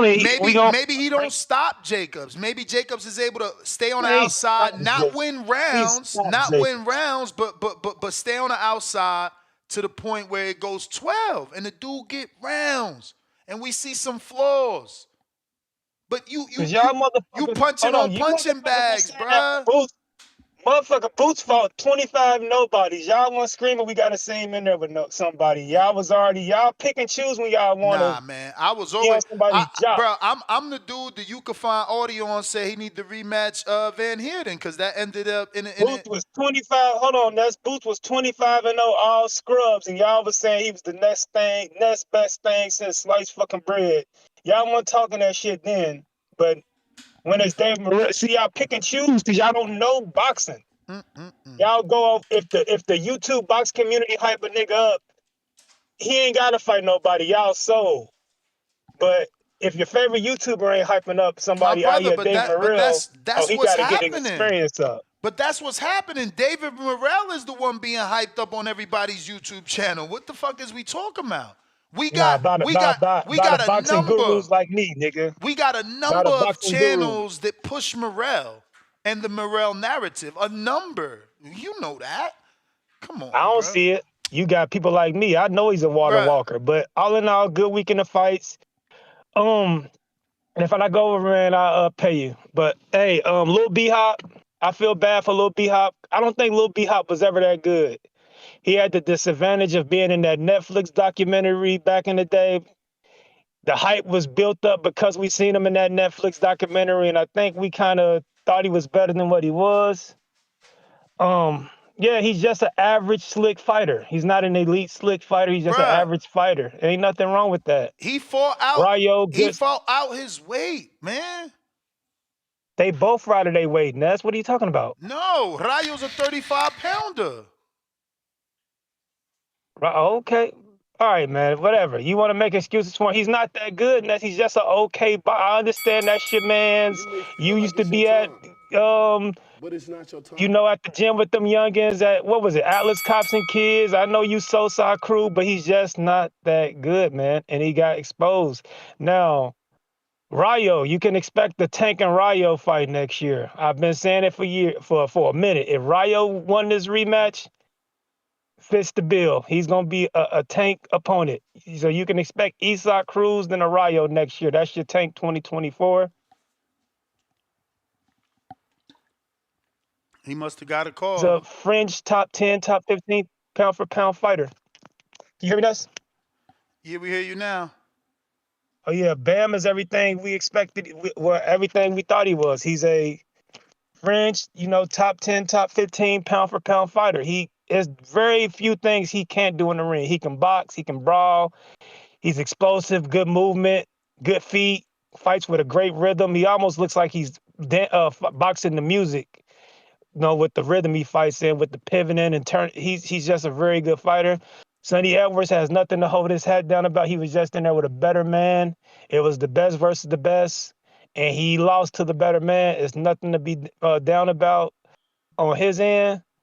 So yeah, those are my weekend's winners. You got David Morrell, the Cuban assassin. He's a future water walker.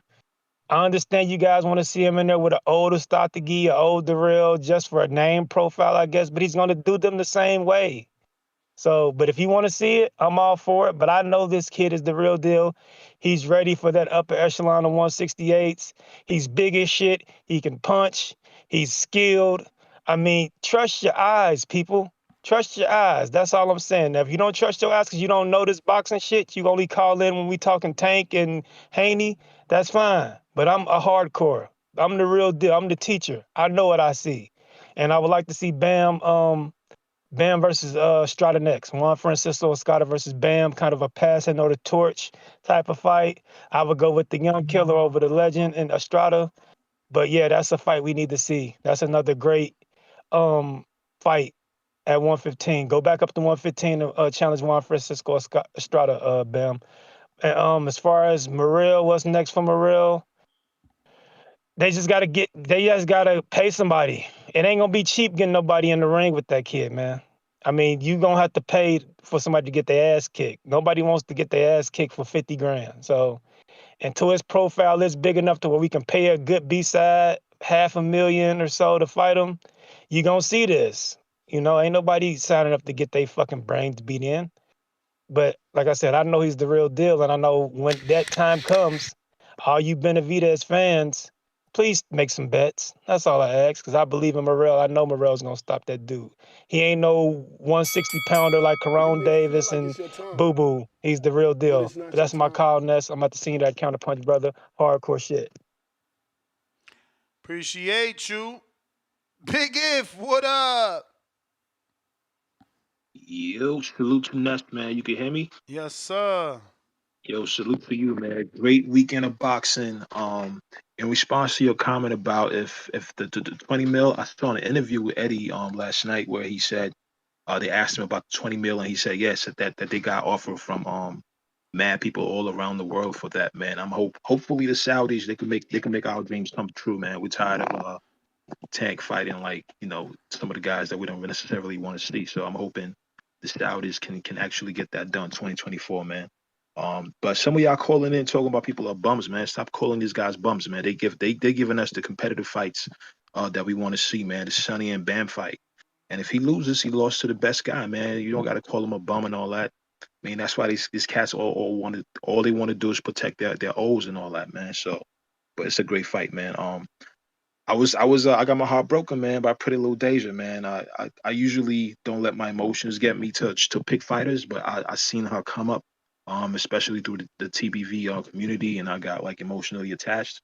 And it is what it is, man. Hopefully she can build back and and I don't know. She couldn't really make adjustments mid round, man. It's I like know. I was just really crazy adjustments, man. That was like surprising to me. But yeah. But anyways, I got a question for you Shit was before I leave, man. tough. Shit was tough. I know you know Lil B Hop's body heavy, man. So where do you think he goes from here, man? Maybe a Chisora type, or do you think he can absolutely Nah, build? I like the Gary Russell fight. Both coming off of laws. Gary coming off that injury. He ain't fought since Maxiago. Perfect comeback fight. There's built-in beef. I love that fight. It's a dude You from really 26. Gary moves up to 30.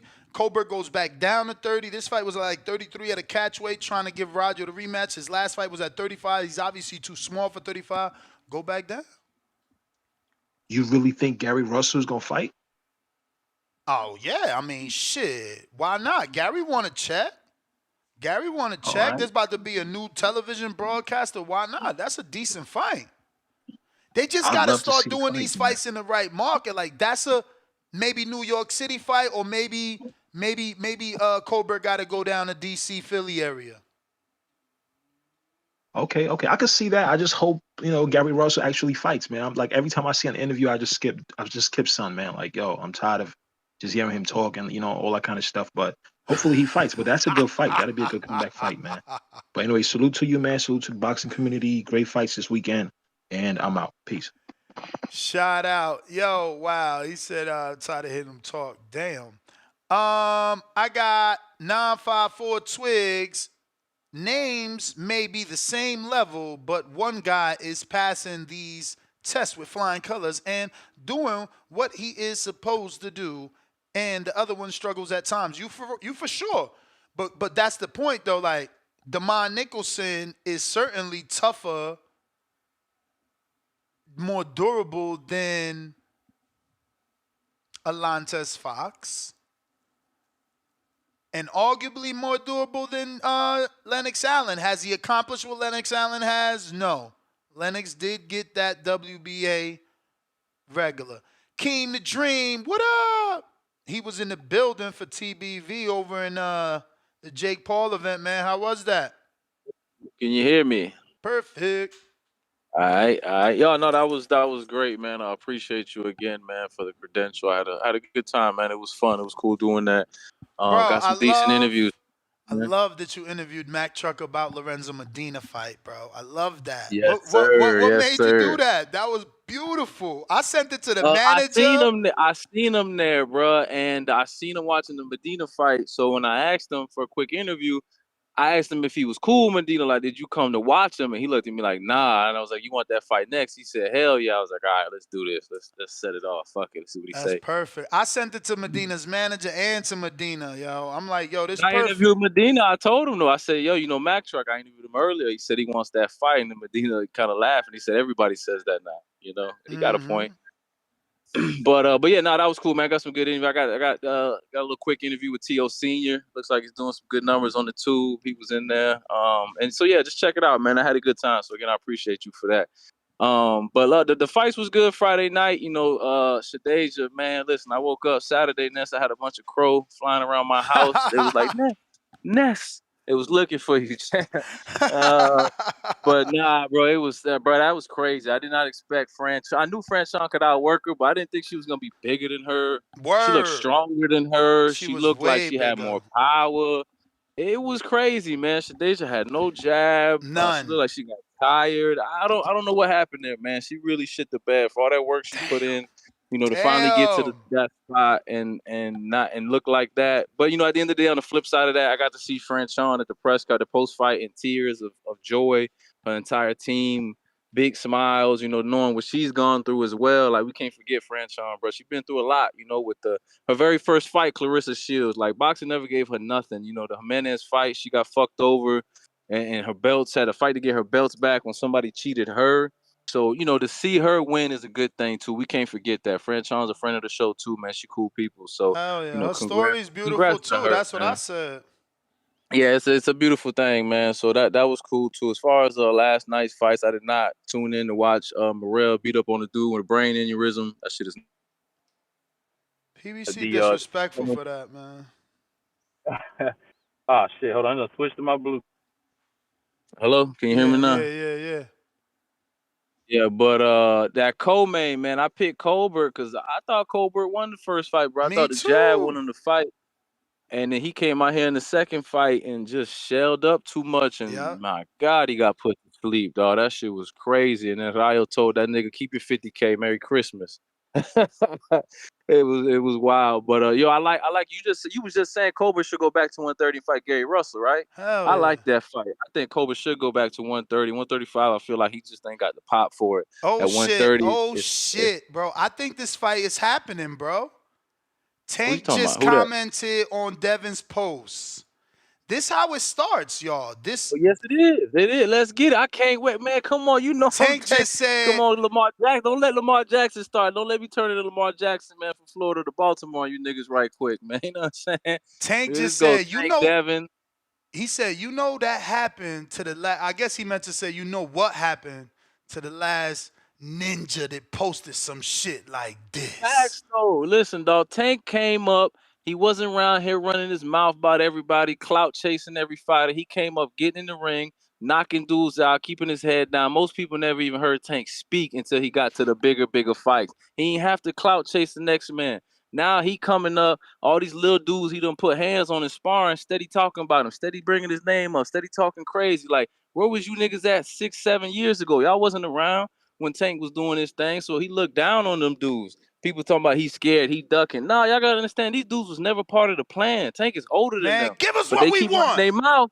Give They us keep what we running. want. Yeah, that's what I'm saying. They keep running their mouth. They gonna get what they want. Rolly got what he wanted, put to sleep. Ryan got what he wanted. He got embarrassed. So if Devin want that too, he gonna get it. And listen, he gonna have that boy sleeping in front of his daddy, just like he did Leo, right in the corner in front of his pops, looking crazy. So if that's what you really want, that's what you gonna get, bro. That's what people fail to realize in this boxing shit. They jump from fighter to fighter to fighter to fighter, hoping somebody could beat them, jumping from freaking, from this guy to that guy, like they do with the same dudes that calling here telling you Canelo ain't never did nothing. He don't want to fight nobody. They're the same dudes that got a problem with Tank. I find that shit hilarious. Word, It's just, word, it's just how word. boxing That's fans are. for sure. That's for sure true. It's hilarious, man. But yeah, man. That was pretty much all I got. Oh, the Bam Sonny fight. Listen, I thought Bam was gonna win. I actually picked him by 10th round stoppage in the Pick'em League. But I was still super impressed, man. Sonny is a very, very smart boxer. He made a lot of adjustments in there. And he was a tough motherfucker. Every time he got hurt, you notice he would bite down and start swinging, start throwing. He wouldn't retreat. He wouldn't run away. He wouldn't shell up. He literally, anytime he got hurt, his first reaction is to bite down and start letting his hands go. I like that. That's a dog. That's the heart of a lion. And he was super respectful after the loss. So I got a lot. I became a bigger fan of Sonny in his loss. Bam did, what I knew he was going to do. He's got power, but he's also got skill. He's got speed. And that kid's a problem, man. I love that Estrada fight. I think that would be a huge fight. And I think that they would, like Brandon said, be a passing of the torch, man. But yeah, that's all I got, man. Y'all make sure y'all check out the interviews I did at the Jake Paul fight. Again, appreciate you, Ness. I'm down to do more of that, man. There's a lot more fights coming to Florida. Yes, sir. I think I just seen Berlanga. Berlanga's gonna be at the Caribbean Royale in February. So let me know, man. I'll pull up, bro. But I appreciate you, man. Yes, sir. Yes, sir. We're gonna start getting you and Alex out there together, man. Alex was just busy this time around, but yeah. We're going out to JT, place to be.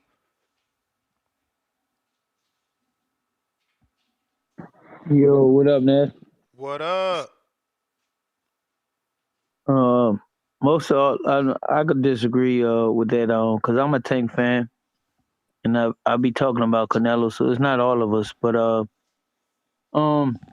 I keep hearing y'all talk about David Morrell having fought anybody, then y'all bring up Daniel Jacobs, Anthony Durrell, Andre Durrell. I heard, but you also got to remember it takes two. Those same guys that y'all brought up, I don't think they would take that fight with that guy. Because everybody go sit there and say he has to fight somebody. He has to fight one of them, Ness. Because you brought up Daniel Jacobs. I don't think Daniel Jacobs would take a fight with David Morrell in a point in time in his career right here. Benavidez is young as David Morrell.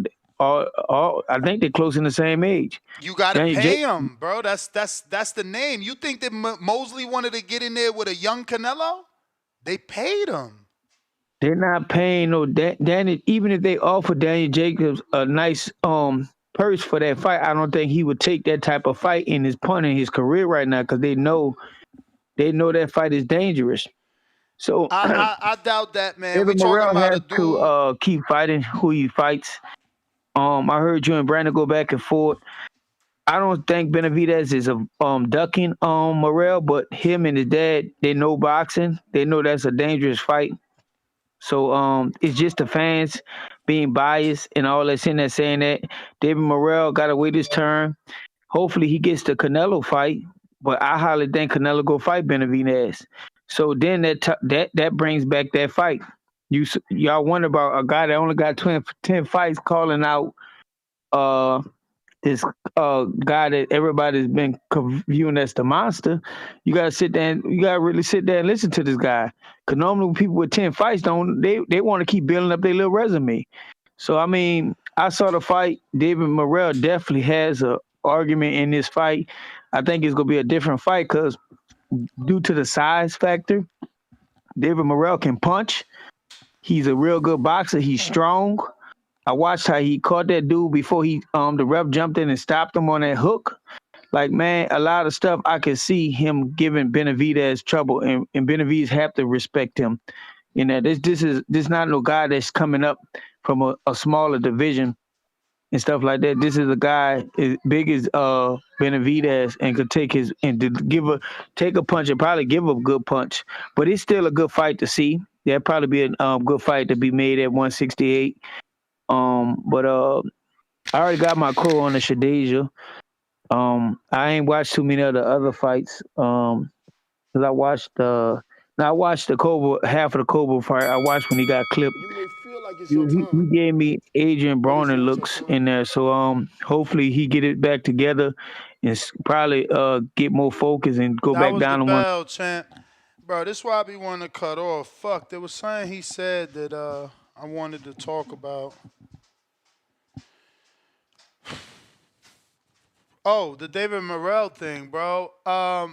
I think that we need to start comparing David Morrell to Jaron Ennis to then realize how far back he is from an actual title shot or big fight with David or Canelo. Jaron has done a lot more than David Morrell. He actually has a real belt and fought real former world champs and headlined. So no one's campaigning for him. Ain't nobody beating no drums. And for JT especially and other Earl fans, you should also be on my side of this because you were not beating for Earl Spence to fight anybody with 10 fights, let alone the 30-fight guy that was the mandatory, that was next up, that we actually wanted in Jaron, right? People actually wanted that fight, but no one's going to say he's ducking or he should fight him because Crawford was there, right? So Crawford being there is the same thing. Benavidez is there. How can he be ducking? He's got to fight Canelo, not this kid behind him that we let Earl ignore. We let Terrence ignore. Let's just keep the same energy, fellas. Alex, what up? Alex, why do you change your screen name fucking weekly? Hello, can you hear me? We hear you. Oh, okay. Oh, shit, yeah. Your audio was just bad, but now it's good. Why do I change it? I guess there's no real reason. Why not? How about that? I just want to say great week of boxing. It doesn't have the huge names, the Tanks, the Haneys, the Canelo name, but man, from Wednesday on, it was just I was tuned in for as much as I could. I was busy this weekend, but man, I had to know what was going on, and yeah, a lot of good boxing. I do have to eat my crow, like everybody else. Shadea Green, she fucked up a lot of my bets. That was pretty upsetting to watch. Just feeling like she can do so much better. I felt like Cruz should have been more tailor made, but this is when you learn a lot. Like sometimes you got to know, right? You won't know till you're in that situation. Can you handle the lights? Can you handle a former champion or a former undisputed champion? Someone that was seen as Bro, I'm not one of trying the to best. cut you off, but this is exactly why I said we need those fights. See, Brandon says I test, right? And I say fights need to happen because of this. Because everybody's seen eye tests. Hey, listen, I support David Morrell. I think he's one of the best, but I do want to see him against, the best fighters. That's why when he calls David Benavidez out, I'm like, yeah, let's get it. I think he has the skills, but you do have to build a fighter. We saw that. We seen it time and time again. To just have that huge jump up in competition, it can shock a lot of fighters. Or being in a huge event, all the media, all the build up, all the just everything that comes with it. It is difficult to deal with. But yeah, man, Shadea Green, I just felt like she does have the skills to defeat someone like Franchon. But yeah, kudos to Franchon because she had a great game plan for Shadea, and she was able to execute it. Shadea, I think she still is a good fighter. But yeah, it obviously needs to be a couple more building fights, and maybe we can see it again down the road or against maybe Savannah Marsh or whoever. Also, I gotta take Crow on my Muhammad Mamoon pick.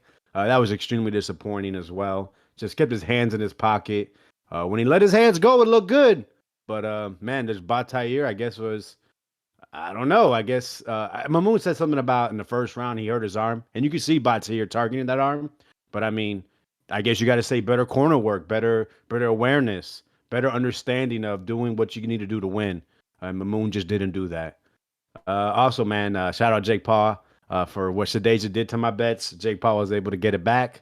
And yo, I was so disappointed that they really made this Robert Guerrero versus Andre Berto fight on the main telecast. It just sucks. The final showing of Showtime. I hear people like fucking boo crying that it's the last time. I'm gonna miss it. Who gives a fuck, to be honest? And this is why who gives a fuck? Because this is the shit that they're doing on their way out, giving us two fighters that haven't been in the ring, one for more than 2 years, the other one more than 4 years, and people over here fucking crying about the shit. I'm glad they're gone and get the fuck out. And shout out to Bam. I guess that's my time, man. Appreciate y'all. Bro, and the rematch or the actual fight was like 11 years ago. You know what I'm saying? Bro, they want sympathy, but they not giving us any sympathy at all. They not giving us what we want. You know? Numbers, what up?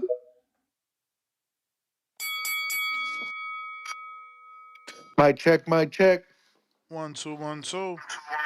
Damn, bro. Today and yesterday, you caught me like mid bite in my breakfast and shit. But what's up, Ness?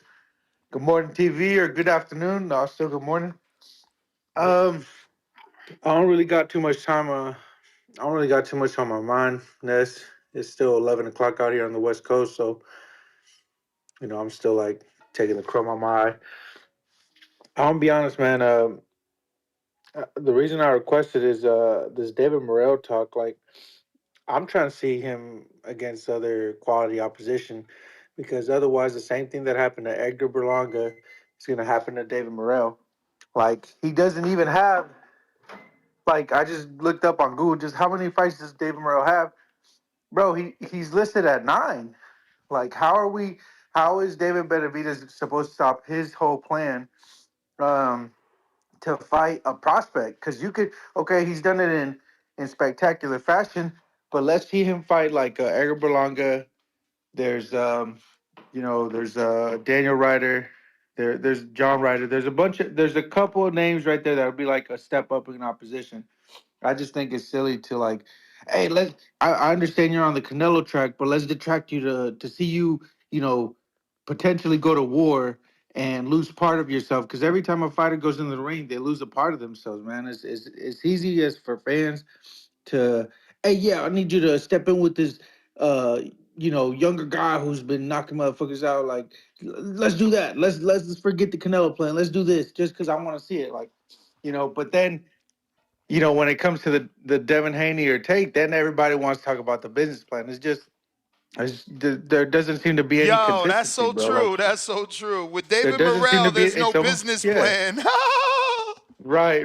It's crazy, and so that's why, like, hey man, shout out to Vega because I dead ass laughed out loud, bro. Like, fuck Showtime, and you know what? Fuck HBO, man, because all of that shit.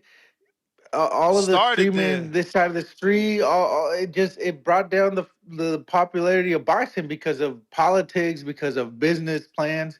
Like, like I don't have any like nostalgia for them. Nah, man, get them shits out of here and let's start let's trim the bag down a little bit so that these fighters can realize, oh shit, I'm a professional fighter. I gotta make the best fights for fans to stay plugged in, with the sport.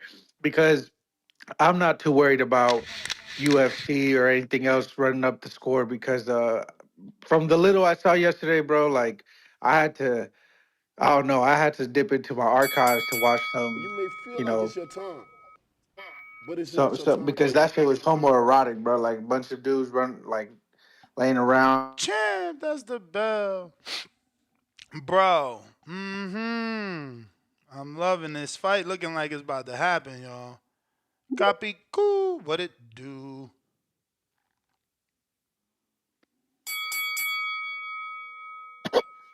What's going on, champ? What's going on? What up? What's going on, bro? Hell of a weekend of fights, bro.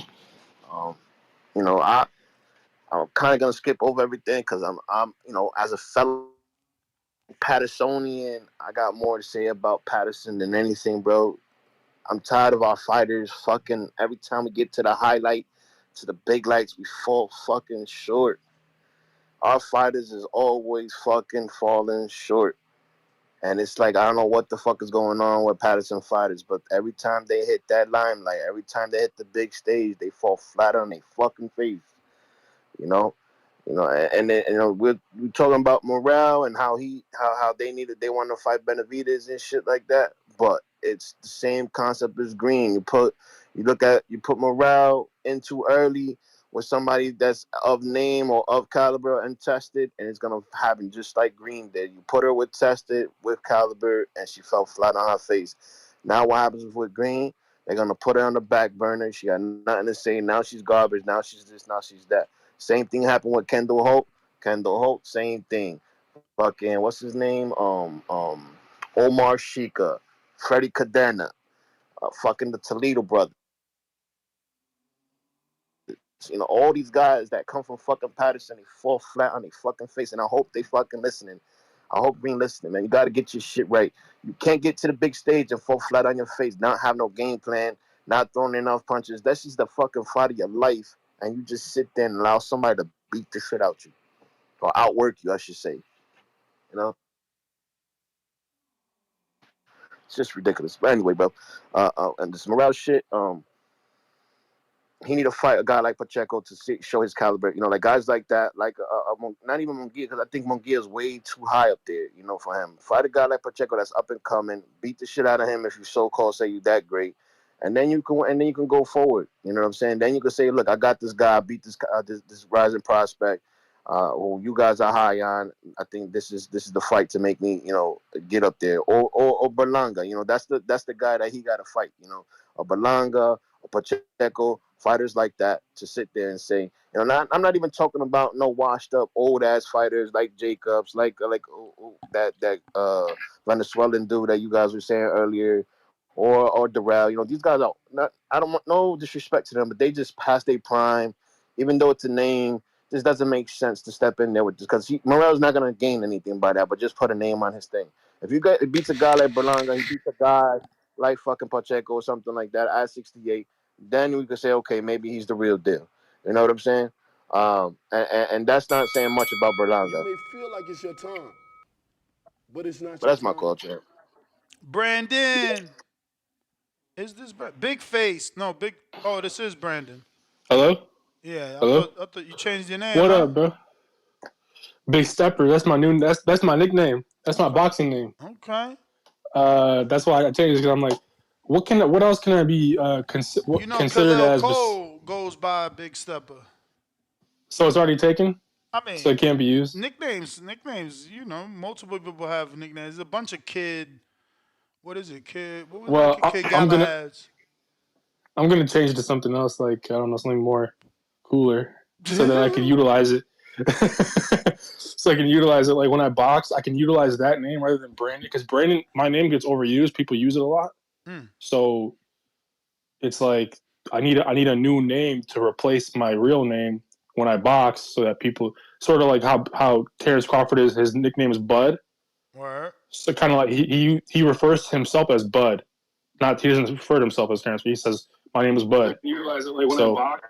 it literally works because some people they abuse you by like, well, they can manipulate you through names, like even like when people are fighting, like even in the ring, like, people will say like, hey Spence, or they'll be like, hey Tyson Fury, or like, and then they'll throw you off your game, that type of thing. So they're playing mind games with you, trying to throw you off your game to break you down mentally. So, but I'm used to it, so that's why I developed that strategy.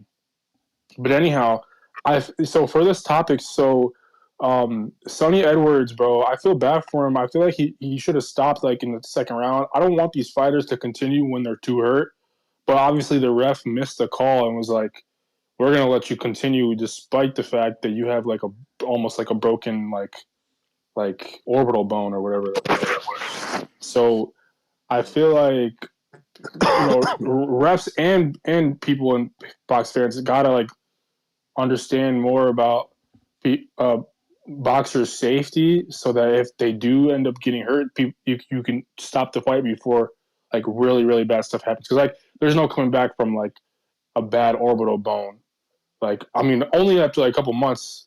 Well, yeah, but still, you're not the same though. Even just after the injury, nobody is the same after injuries. It doesn't matter if it heals or if you get hurt, you are changed forever. You may feel like it's your So I time, feel like refs but it's nowadays, not your like they time. got to step in before it gets to like the 9th round when it happened in the 2nd round, and they let it continue on to the 9th round. Jaime Moreno. Yo, You. what up? What up? Great weekend of boxing, man. Damn, the only fight I really caught was the Bam fight. That shit was crazy. Hats off to Sonny, man. He was game to the end. You know, just Bam. Just once he started beating him to the punch, I felt like he took over. But yeah, Sonny went down fighting, man. Respects to him. And let me get Valenzuela and Pitbull next, man. I don't want to see Pitbull fight Tank again. I remember weren't they like talking about making the fight like before Rayo lost to Del Santos? Yep. I'm pretty sure they were talking trash at that press conference. Or let me get the De Los Santos rematch. That's a good fight. On the Word is Haney born. tape. I said that yesterday. Like, yo, he calling out Tank, call out Rayo. We need to call out De Los Santos. Yeah, definitely. That's a good fight, man. And, it would be a good comeback fight for De Los Santos. He would have walk in with the confidence that he already beat him, and Raya would have a point to prove. But yeah, man, I didn't have no dog in that fight, man. But I expected Colbert to prove a point, but from what I'm hearing, he didn't make no adjustments. I mean, he didn't fight the fight he needed to. He was supposed to box. He was trying to bang. Oh, that's crazy, man. I wouldn't mind seeing him in that Gary fight, but I thought Gary was more on his coach Gary stuff now. Quite Like he possibly. not A good fight could be Lamont Roach, even though that's a okay. title shot. Yeah. But you got Lamont Roach, Hector Garcia rematch for Colbert. They both coming off Okay. losses. That's perfect. Yo, yeah, that's a good one. That's a good one. And Hector wouldn't be walking in scared to get knocked out. He already put hands on Colbert, so Yeah. That's a good one, man. But we'll see what's up. I didn't really, like I said, I only caught the Bam fight, but Even we'll, Lee Wood, but the thing is they don't really fuck with Matchroom. But Lee Wood moving up, that's perfect. okay, and bring it to the States, or take Colbert to the UK. Who knows? Yeah. That's a good one, man. But definitely would like to see Bam versus Gallo. I hope Gallo don't do his normal take the middle rounds off, because Bam will, Bam doesn't let off the gas like that. So that'd be a good one to watch. But that's all I got, man. Keep up the great work, man. You may Appreciate you. feel like it's All your time, right, bro. Appreciate but it's you. not your We time. got AC. What it do? Yo, you hear me? Loud and clear. Yeah, it was good, man. First, salute to anybody who listened in, and salute to the platform. I ain't get a chance to see all the undercards for all the fights, but I do just want to touch on the ones that I did see. Franchon Cruz fight, I'm not gonna lie, that was kind of an ugly matchup, man. I was really surprised because usually 80% of the time when I watch women's boxing, man, they be throwing major hands. But sometimes you gotta make it ugly and gritty just to get the win, look good next time, but a win is a win. The Jake Paul KO, that shit was kind of spectacular. I ain't gonna lie. I ain't really no Jake Paul fan, but I look at it like this, man. If anybody in the YouTube comments randomly got up and started boxing and beat any type of professional fighter, you got to give him credit. As long as if homie serious about keeping his head down and trying to actually work his way to contention, I say let him try. Uh, the Rayo fight, man, the Colbert fight, I kind of forgot about the first matchup until I saw the first round of the rematch and instantly made me remember the first fight. Because I thought Ryo beat that boy up in the first fight. I'm not gonna lie. But man, he did a demo job on homie for real, man. That shit was kind of crazy. I mean, I kind of always thought Chris Colbert was kind of goofy, with the little hair color, the green, purple, yellow hairs and all that shit. That was kind of weird. I always figured he was gonna be beat as soon as he kind of really stepped up. Um, the Bam and Funny Edwards fight, that shit was entertaining too, man. Them little dudes be fighting. I didn't realize that Bam Rodriguez had beat up Runzaval. I don't know how you say the guy's name, and Quadras. Yep. I ain't know he beat them. I gotta go back and look at them fights, man. I know during the broadcast they were saying he might possibly fight Chocolatito or Estrada. Man, them some good fights. Like, bro, I want to see them. Hopefully he can get either one of them dudes in 2024, because man, them be some badass fights, bro, for real. Sonny, he got a lot of heart. I mean, I thought honestly, I thought he probably won like maybe 3 rounds or so on my card, but it just depends on how you score it. Because usually with me, I kind of would give a wide range. Like if it's a close round, I'll be like, okay, I can see it. So like I might end up with like 2-3 different scores just in general. But I thought he won maybe about 3 rounds. He showed a lot of heart. But almost every time he started to fight back, man, that dude Bam would just put them hands on him, and man, that shit was crazy. Especially that knockout at the last second. I didn't really expect that one. The Morrell fight, I didn't see too much of it, mainly because I was watching the Edwards fight. I did see the KO. I mean, shit, after you said the thing about the brain aneurysm, I was like, man, I ain't even putting too much expectations on that one. It's just a good thing that the fight ended early and it wasn't no prolonged beating, because, man, homie could have really got hurt with that one. I will say this, though. It's kind of funny, man, the Morrell stuff, man, because, like, man, when Canelo was saying this about Benavidez a year ago, he was ducking. But it's not your time. Benavidez saying this about Morrell. Like, I want to see any combination of them fights, man. But just me personally, I think stylistically, if homie get a couple more fights, Morrell stylistically might be the next guy for it. But he got to get some more fights in. Champ, that's the bell. Davidian. Actually, Davidian, no, it's Kerry with the counterpunch. My bad.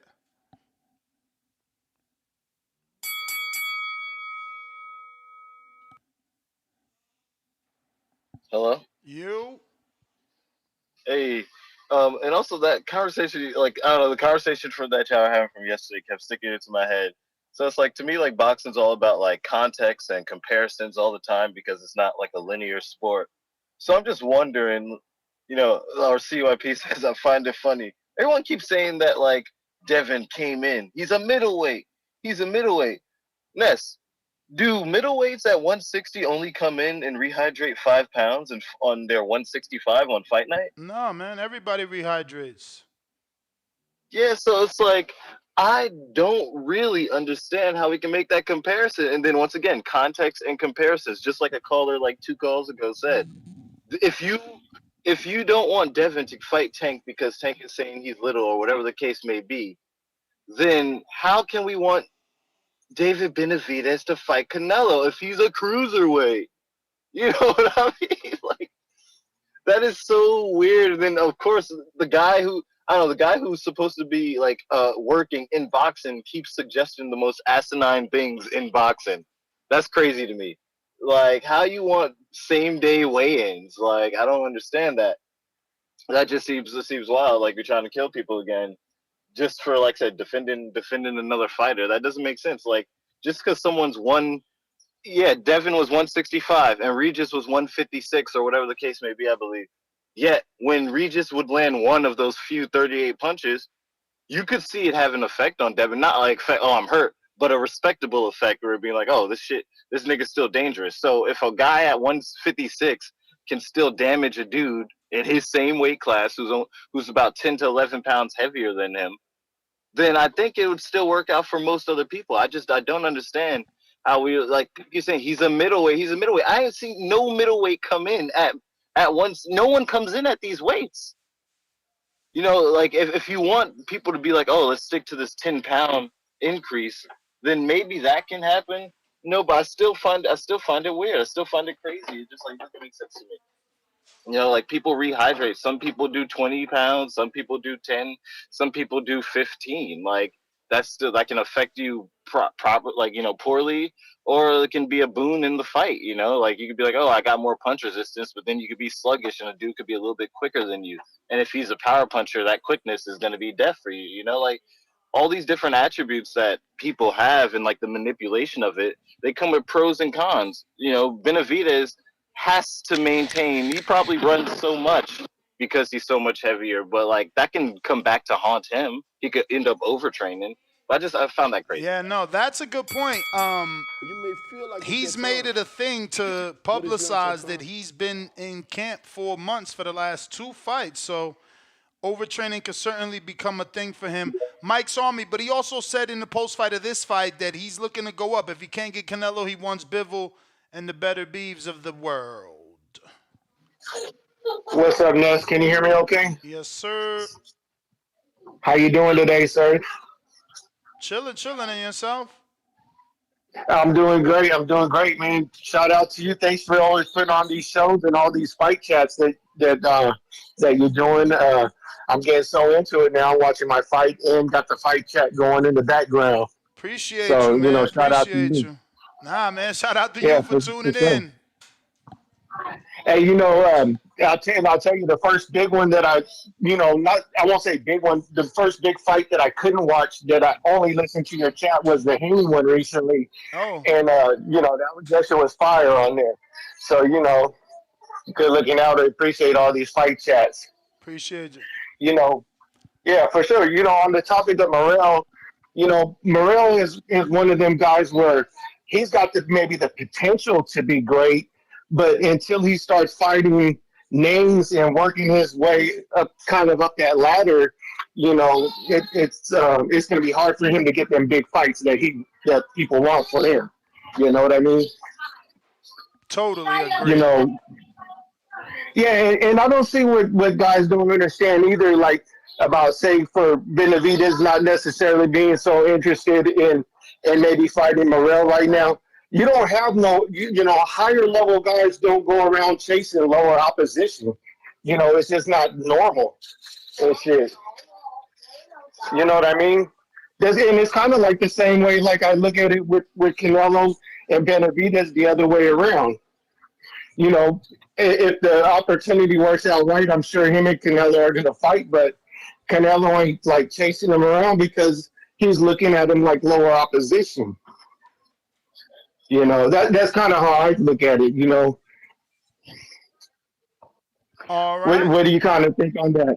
I mean, I just look at it like David don't need to be looking behind him. If no one is pressuring Terrence to look behind him at Jerron and Earl to look behind him at Jerron, why does David have to look behind him at David when David's looking in front of him?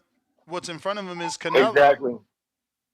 For sure, exactly. Right on point, for sure. That's real talk right there. That's kind of all I wanted to touch on that. Shout out to you. Hopefully David Morrell gets some more bigger name fights. I wish someone like David Lemieux was still fighting. I think that would be a good fight, but yeah, I think also I the don't Dan know. Jacobs suggestion. I don't know how good that would be. I think Lester Martinez, Jacobs off a tune-up, Uztatigi off a tune-up. Those are all decent fights. Yeah, I think the Jacobs one would be a real good one too. Danny Jacobs got a good name and he's fought great opponents. He ain't scared of nobody.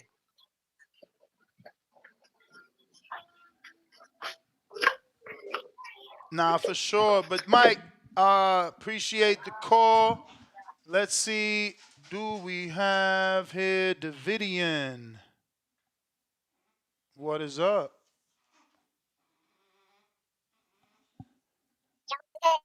Can you hear me okay, Ness?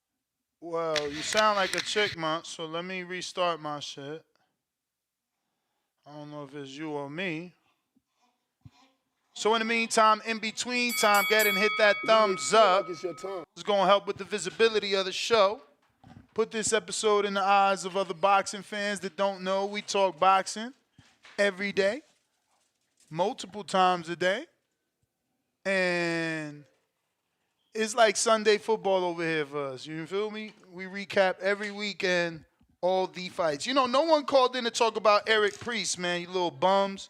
I told y'all, keep an eye on Eric Priest. He was on the Golden Boy card. And I ain't hear anybody call in to talk about him. Not even one bit. You know? That's crazy. Alex, you ain't calling to talk about Priest. None of y'all called in to talk about Eric Priest from Golden Boy.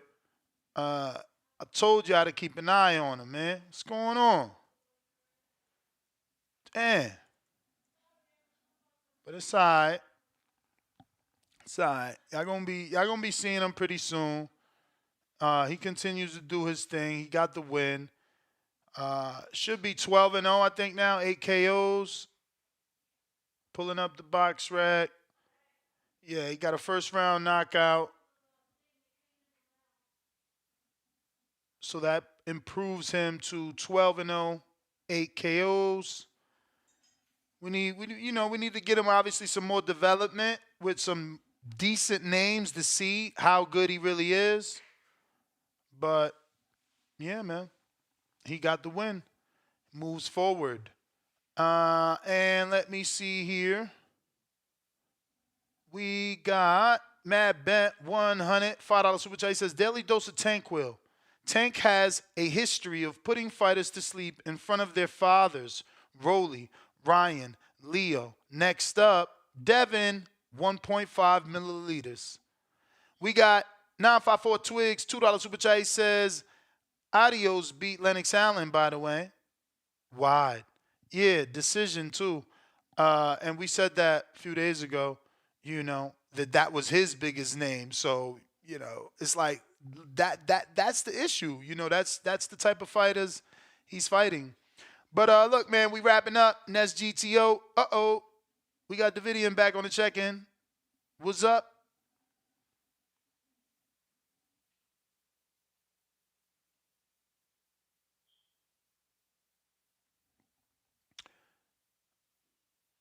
Davidian on a check-in. All right. We got Spider Rico with love from Morgan. Hey, what's up, guy? What up? Man, thank you for letting me on the show. I know it's late. You got it. Yeah, I really appreciate everything. And I watched the Chris Colbert fight because, I mean, no matter what, when a fighter is vulnerable, it's an exciting fighter to watch. And he really put himself out there to be put in that situation where now it's kind of humiliating. But I really appreciate the way that he showed confidence because that's something that I had to work on in my life and in the ring. And I'm sure that, you know, Chris Colbert can come back from this. And that guy was just a little too big for him. And it was hard to watch that. It's hard to see your brother go down like that. And that hurt me. But I'll just call in to give props to, you know, the fallen soldier. And Ryo, he's a great athlete. I guess he really should fight. He should fight Tank. You know? You don't think so? Rajo got a rematch, baby. He got a rematch out there by the name of Edwin De Los Santos. Okay, bet. Well, let me say, I just wanted to give props to Chris Colbert. I like the way he fight. I like the way he put it on the line. And so I want to say, is there one without sin that could judge other than Allah? Say, is there one without sin that could judge other than Allah? Nay. It's Esteban from Oregon with love. I'm gone. Appreciate you. Chad, what it do? Yo, Ness. What's up? How's You got Toronto? Man, like gray and raining. It's a awful day here, but I'm going to see Cormega tonight. He's in from New York City. Yeah, I'm really excited. So, but just You must be my I know I'm age calling to be late. excited about that. You already know. I'll be honest. I'm 46. Yeah, man. Yeah. That's an old school rapper right there. But he's still doing it. That album he released last year, The Realness 2, that was my favorite album last Damn, champ. Here, like even more than the Nas, the KD3. I didn't even know he released an album. Oh, yo, yeah. Look, Ness, you love it the most, bro. Go, the realness too. Yeah, it was great, great album. But just quick, because I'm driving here. Like about Colbert, I'm a fan of Colbert too. I feel like you and I, like the things you say about Colbert, I feel the same always when you talk about him. I like him, but let's be honest. I feel like his ego got in his own way this time. And while it can be the thing we love about him, his cockiness, his attitude, I just feel like after watching that first fight, this fight was like rinse, wash, repeat in a lot of ways. And it looked to me like he really wasn't fighting with a plan.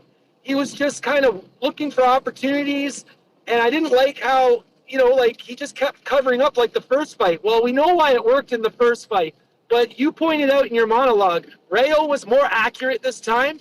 Rayo was ready for it. And I don't know why Colbert didn't give him a different look or follow the plan better than he did. But and then he got knocked out. What are you going to do? But I agree. He's a warrior. He deserves his props for being in there. It's not like now the McGrail knockout. That's something else, man. And just a good example of why we got to watch. We don't get led around the nose by hype. I mean, he's a great fighter. Obviously, he moves. He does a lot of things great. And when he's in there with the right people, we see all that. But O'Quinn, at his own detriment, at his own peril, was like fighting real dangerously, and got himself into the right position. And I bet you McGrail broke about three technical. He was out on about three technical flaws when he got hit. I mean, and that's the lack of experience is really what it is. We want to push these guys to go quick, fight to the more daring fights early. But you see where experience and just understanding what it is to be in there and work in there for 12 rounds. I mean, it's got to be learned. It takes time for some guys, even for a guy as technically astute as McGrail. And then just, man, hats off to Bam. Like, man, what a cherry on the top of a pretty fun night, I thought. Like, and I remember, Ness, the night of the weekend of Canelo and Charlo. It was a Friday, and it was a preview show, and a UK guy called in, and he was hype. He sounded like he hadn't slept in 3 days. He was like yelling and carrying on, like he wasn't really trying to talk. He was just shouting everything out. And he's like, "Yo, man, son, you're gonna kill Bam. Real son, you're gonna blue Bam, and then Conor Ben." Bro, you talking about South London? You talking about South London? You funny as hell. Is that who it is? Yeah. Yo, he was out of control. And all I gotta say is, Timboski. Yo, but you know who I'm talking about. And like, I mean, he was way over the top. He was way obnoxious with it that day. And all I gotta say is, yo, I get it. Like Sonny, I like Sonny in that fight a lot. And even though he wasn't able to get the plan executed the way he wanted, I think Bam showed him more than he bargained for, But he was great in there, man. He showed all the heart, all the boldness of a real fighter and went to the end, man. Like, why can't we get every title fight like that, man? Like to me, that fight had everything we could possibly ask from boxing. And I find it bizarre that there's fans out there that call in and they'll be straight up talking shit about the smaller divisions, man. Well, I just don't know what you want from boxing if you don't want to watch Bam, Sonny Edwards, man, I had such a great night. And when I turned off the TV, I just felt good about the night instead of feeling like I got ripped or whatever, how boxing can be, right? Anyway, that's pretty much all I got for you, Ness. Listen to that album, though, bro. And thanks for taking my call. All right. Chad, you the man with the master plan. TBV, what is up? We got Life and Logic. $5. Best callers here. Appreciate you, champ. Appreciate that you appreciate our callers. They said, what about Priest? He ain't no Morrell. I know. That's why y'all skipped over him, bro. All this Morrell loving. But hey, man, it is what it is. Somebody got to receive it, right? Nest GTO, Instagram, and Twitter. Catch us on the next one. Arrivederci.